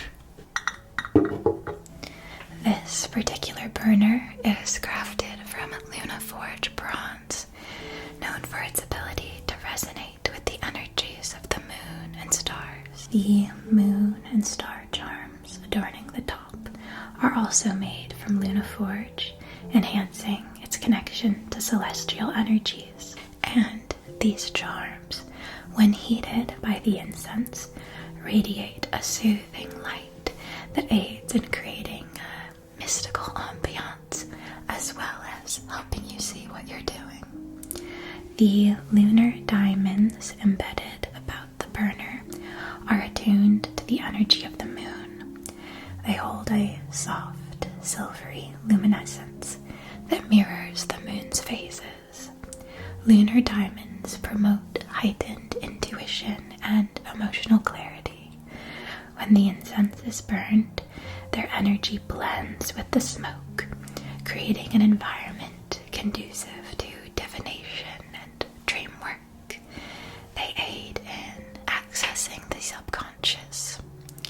Now you may wonder exactly what use a witch student has for such an incense burner. Well, first and foremost, it's a tool for enhancing meditation and ritual practices. By burning specially selected herbs and incense, you can create an atmosphere that's perfect for spiritual connection.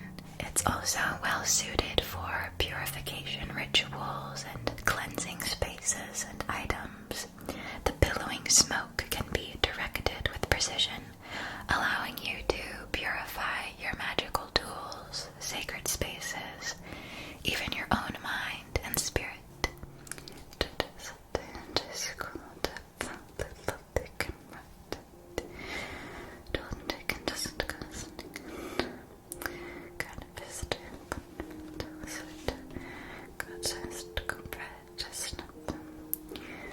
Right, the next item on your list is a pair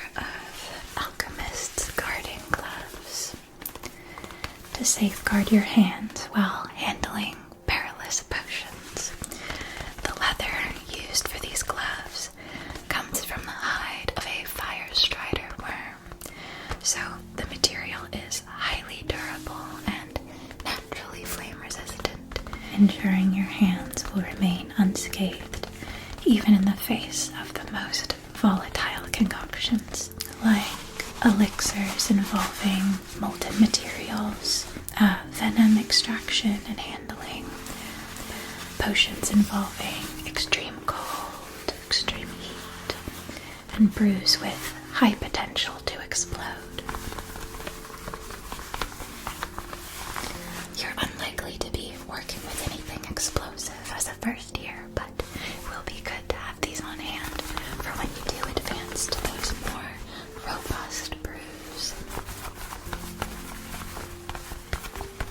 So, as you can see, these are extremely sturdy, reliable, well crafted, and stitched along the edges to ensure no gaps. This material is extremely strong, so it won't be ripping, no wear and tear. A real once-in-a-lifetime purchase.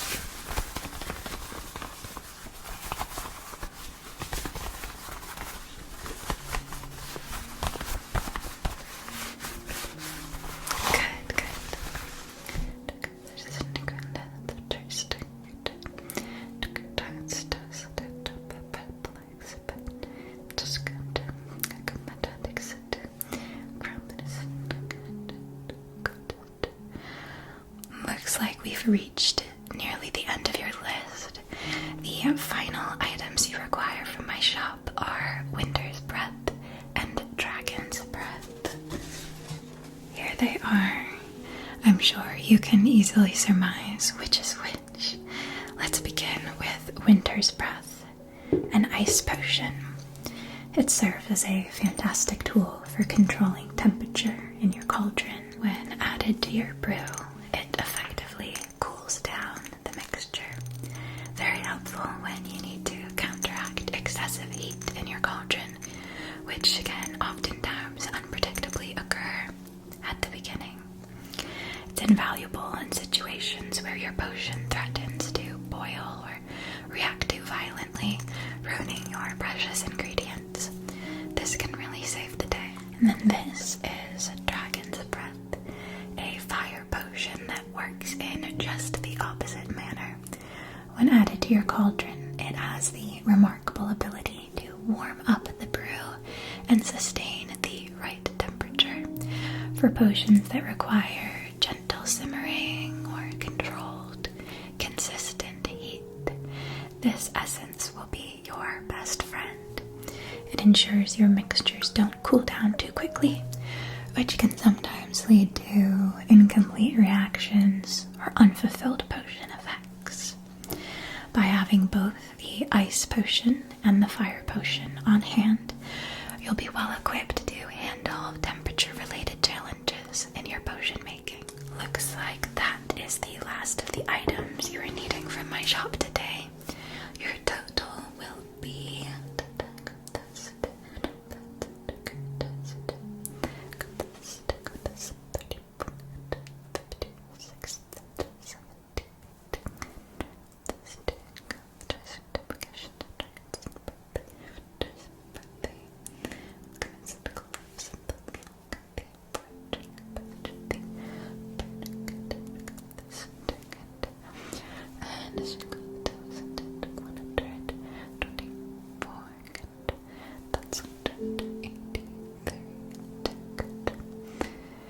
242 astrums. Yes. Thank you very much. I'm sure I'll be seeing your lovely face plenty more times throughout your time at the Academy. You'll need to shop for fresh ingredients somewhat regularly, so if you ever find yourself in need of advice or have any questions at all about particular ingredients, don't hesitate to ask. Goodbye for now, little witch.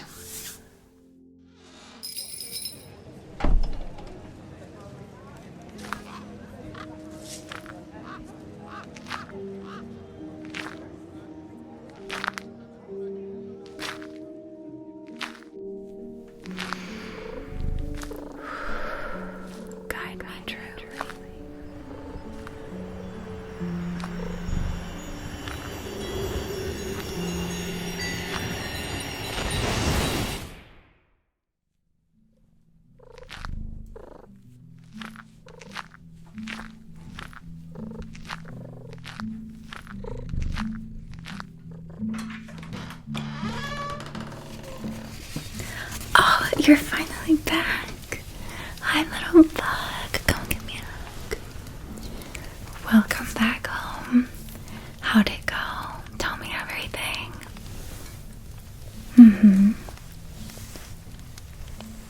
Oh, okay. Yeah. Wow. Oh my goodness. Is this your familiar? Wow, what a beauty. What's her name? Lilac. That's lovely. Oh, what a sweetheart. She suits you so well. It looks like you two are already the best of friends. Oh, I'm so proud of you. I'm sure that today was a pretty intimidating experience for you, but you did it anyway. I knew you could.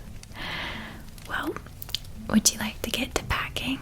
It looks like you've got lots of bags to unload. But before we dive into those, I thought we could pack your clothes.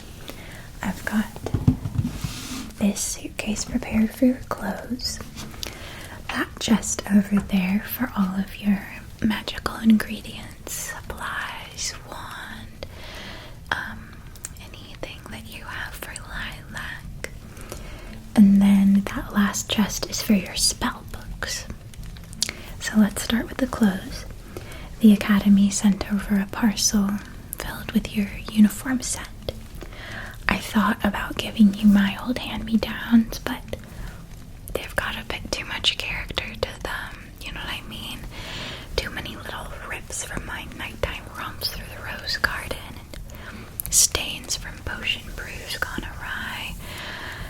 I want you to have a clean, fresh start with nice clothes to ruin in your own special ways. Have your own memories attached to them.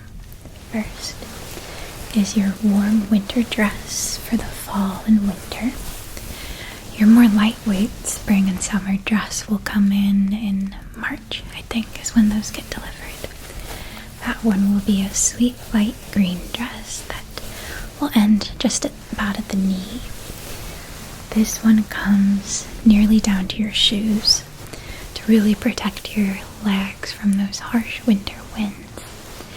And the classrooms can get a bit chilly too, so this hefty dress will certainly ensure you'll never be shivering. It's a nice cream shade that I think goes well with your complexion. These crisp whites never quite suited you. I think these softer creams are much, much better. It looks lovely, really brings out your eyes, makes you glow. So it's lacy as can be, lace hemming the neckline, down the arms, 3/4 length sleeves with the ruching and the flare at the end. Lots and lots of floral detail, both in the embroidery and the stitched on ribbons with the pink and green.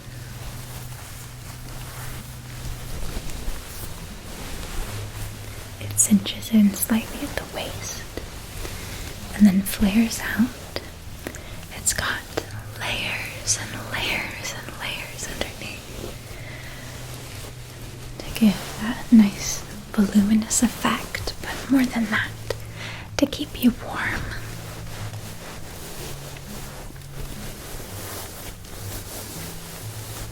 Do you like it? I know it's a bit of an antiquated style, but that's how things are sometimes at the Academy. They do love their traditions. Let's back that up for you.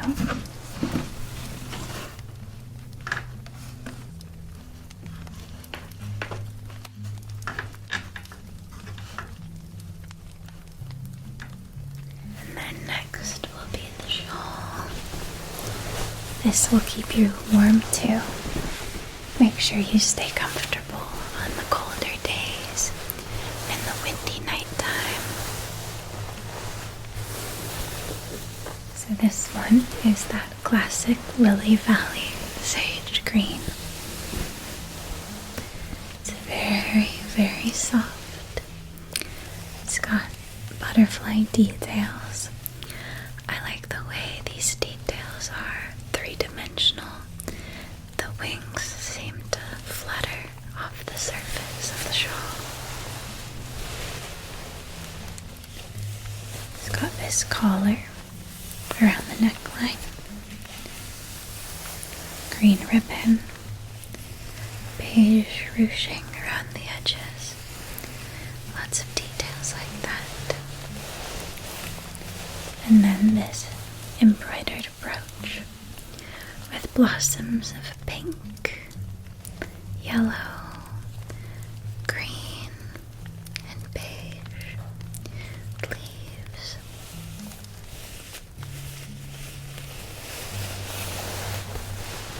And that same ribbon and ruching featured on the collar is all around that bottom edge.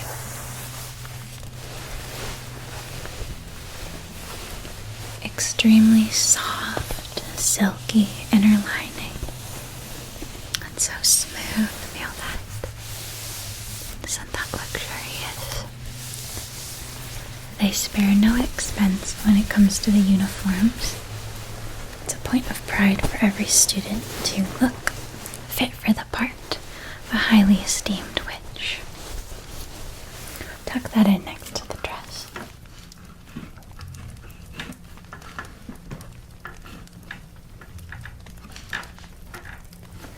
Good. And then this is the apron that will protect your clothing in potions class from those scorching hot scuttlepops and spatterbacks. It's also what you'll wear while out exploring and foraging for ingredients in the woods. It's got very spacious pockets for you to easily drop berries, herbs, blossoms, twigs, mushrooms, whatever you might find down into. It's got these very long straps that drape over the shoulders, cross over one another in the back, and tie around at the waist. This deep forest green shade will be gorgeous on you. Fold that up nicely and tuck it in with the rest.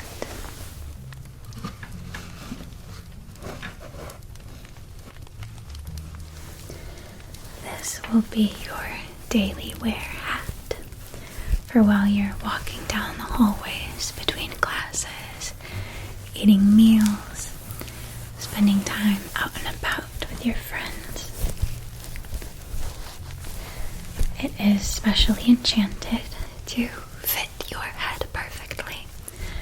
Whenever you put it on, you'll find that it seems to tighten up snugly.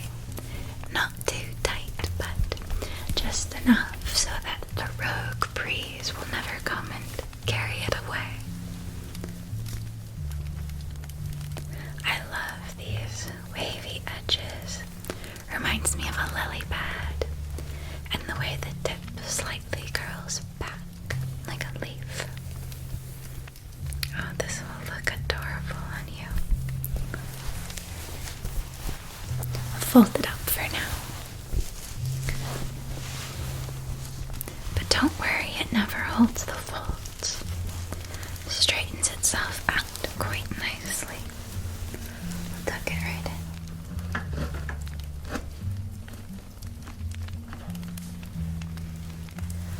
While you're in potions class, you must have your hat off and your hair tied back for safety purposes. To have your hair tied back, you can either use this or this. This is a delicate tie featuring a lily charm there and there at the end.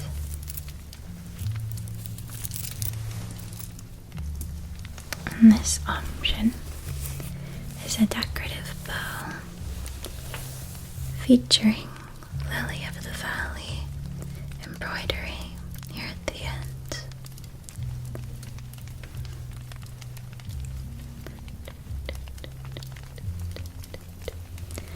I think you'll find that your more practical, shyer classmates tend to prefer the more delicate tie, while the more girly and extroverted types like to go for this bow.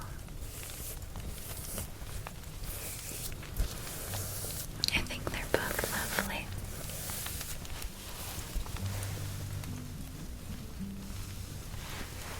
And for special ceremonies, you're required to have your hair decorated with this delicate pearl band.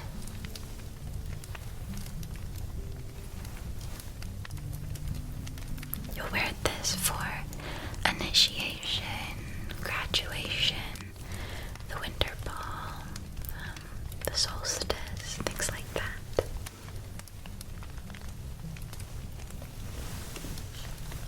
I do regret to include this because it shatters the color scheme entirely, but Grandma insisted that I pack these for you. Nice warm wool socks to keep your toes comfy in the winter time. So they're both burgundy and mustard. She knows well that the Lily Valley colors are the sage green and cream white. But you know that woman has never hesitated to go her own way. So here we are. Cut the moons and stars, moons and stars, moons and stars, moons and stars. They are very soft, well made. I'll give her that.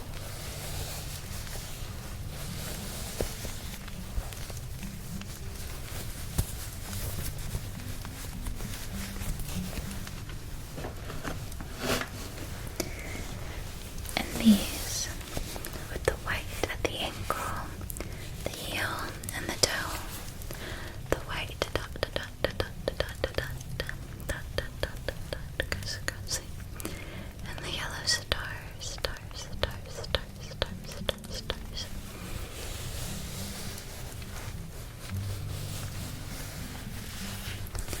These will be nice to wear in bed on those chilly winter nights where even the fireplace can't quite warm you down to your bones.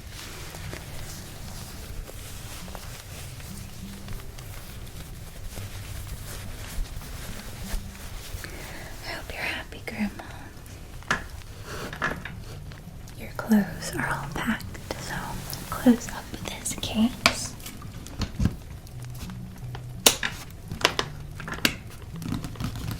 And we could move on to the one for your books. Here's the tote with all of your spell books inside. What's first? Witches, Herbology, Plants and Potions. This was one of my favorite classes.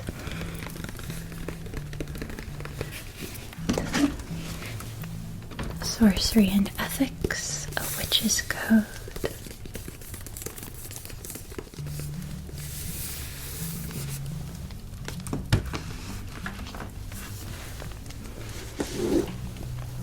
Enchanted Creatures, A Study of Magical Beasts.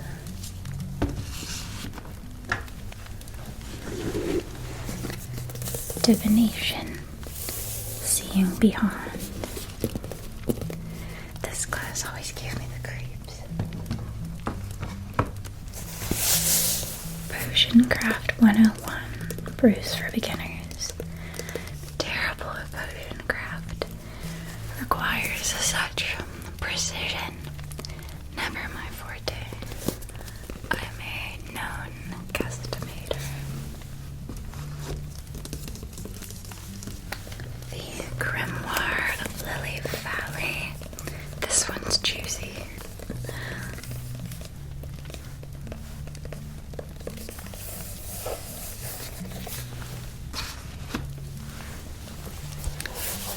Fundamentals of Spellcasting, a beginner's guide. I love the cover of this one. I would hang this on our walls.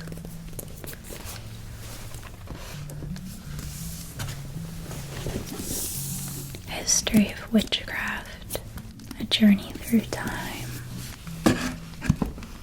The Astral Realm, an introduction.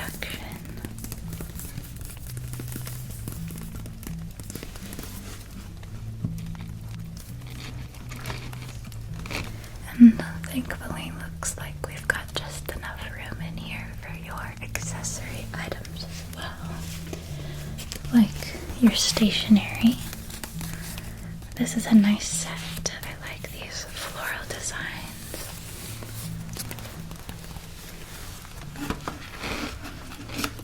Can go just there.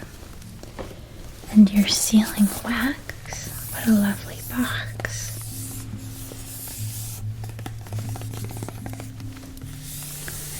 Could I take a peek inside? Would you mind?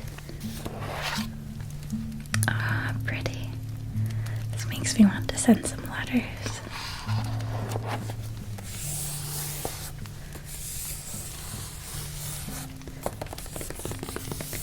Let's see if we can tuck that here. It's a perfect fit. What a lovely lantern you ended up with. I had the Sunfire Mushroom Lantern, but I always wished that I had chosen something more portable. This is perfect for trips through the woods, which, knowing you, I'm sure there will be many in your future. And then your quill is this albatross. Beautiful.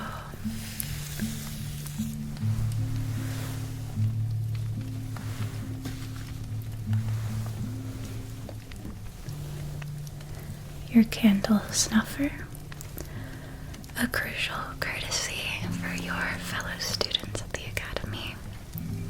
Nothing makes enemies quicker than spewing people with a spell smoke. That could go just there. And last, for your bookcase, will be your candle set. Which enchantment did you go with? The time manipulation, a very wise choice. I did the same. Leave it to us procrastinators.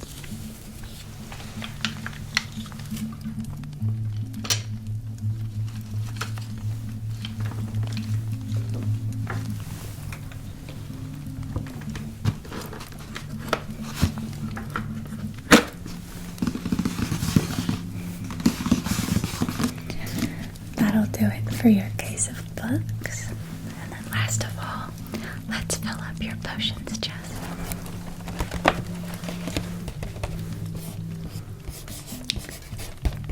Familiar finds.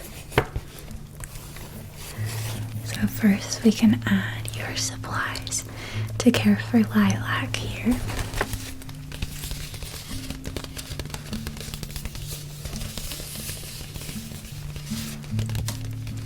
Is this her birth certificate and pedigree information?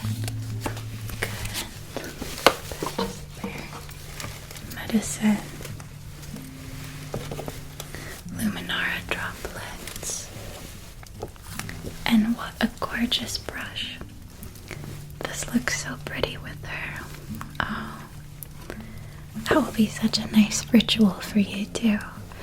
After a long, exhausting day of focusing on your classes, you two can settle into bed together, and you can gently brush her silky fur, and relax to the lullaby of her purrs. And then your wand. I can't believe I forgot to ask what wand you were matched with. One of the most exciting parts of the whole day, I'm sure. You'll find that to be such an effective icebreaker on your first day at the Academy, Every witch there will be eagerly running up to one another, inquiring, which wand were you paired with? And you, and you, and you. Oh, I was paired with, Great way to get to know one another. Oh, the Wild Heart Wand. Lucky you. Oh, so many witches are just dying to be paired with the Wild Heart Wand, but it tends to reject most. I can see that for you. You do have that gentle, empathetic heart that it tends to call to. Oh, I'm so proud of you, little bug. You're going to make the most amazing witch. The biggest bag by far after the bookshop is your potion ingredients from the Enchanted Elixirs Emporium.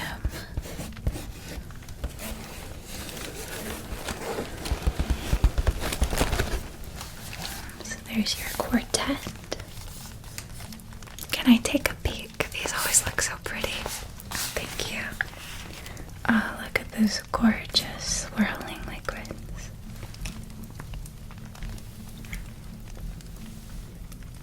Makes me want to brew.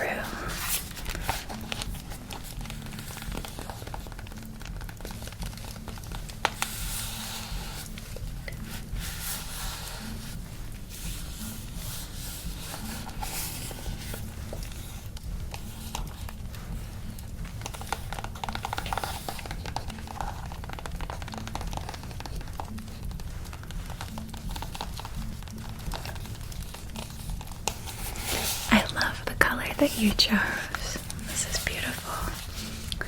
My set was the Raven's Black. This burgundy is quite striking. I like it. It'll match your socks, I suppose. And then your garden gloves. Safety first.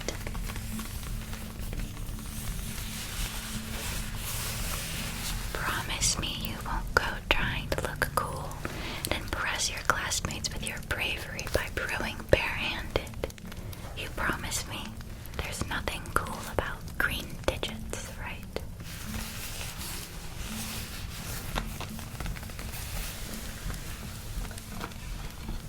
Your incense burner. This is stunning.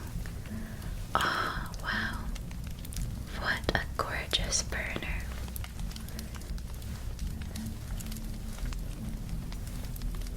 How many astrums did you pay for this anyway? Oh, it was worth every last one.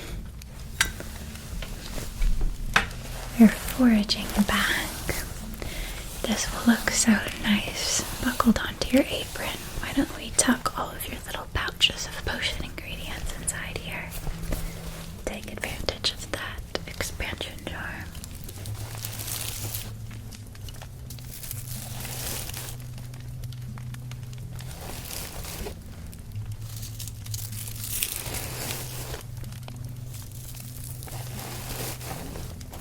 These smell amazing.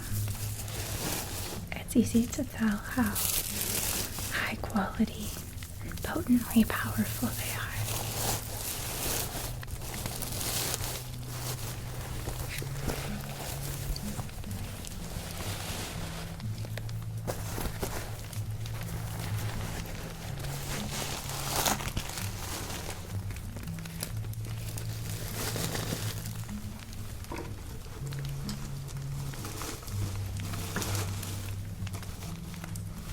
How curious.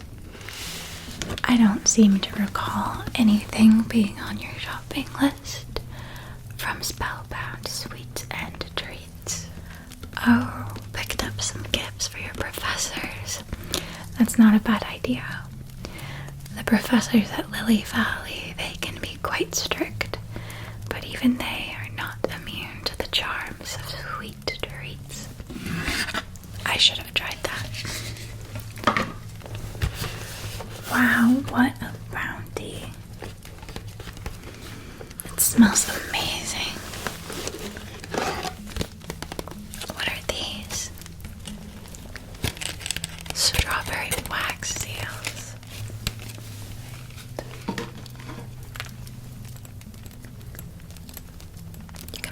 levels with these. That's fun.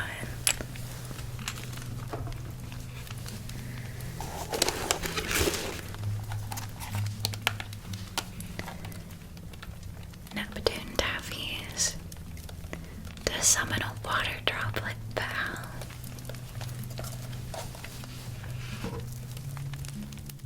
Crystals for cloud control. You really knew what you were doing with these picks. I think these will all help you not only win over the favor of your professors, but make a few new friends as well. Quite the cookie collection. Now it looks like that's actually the last of it, so let's lock it up.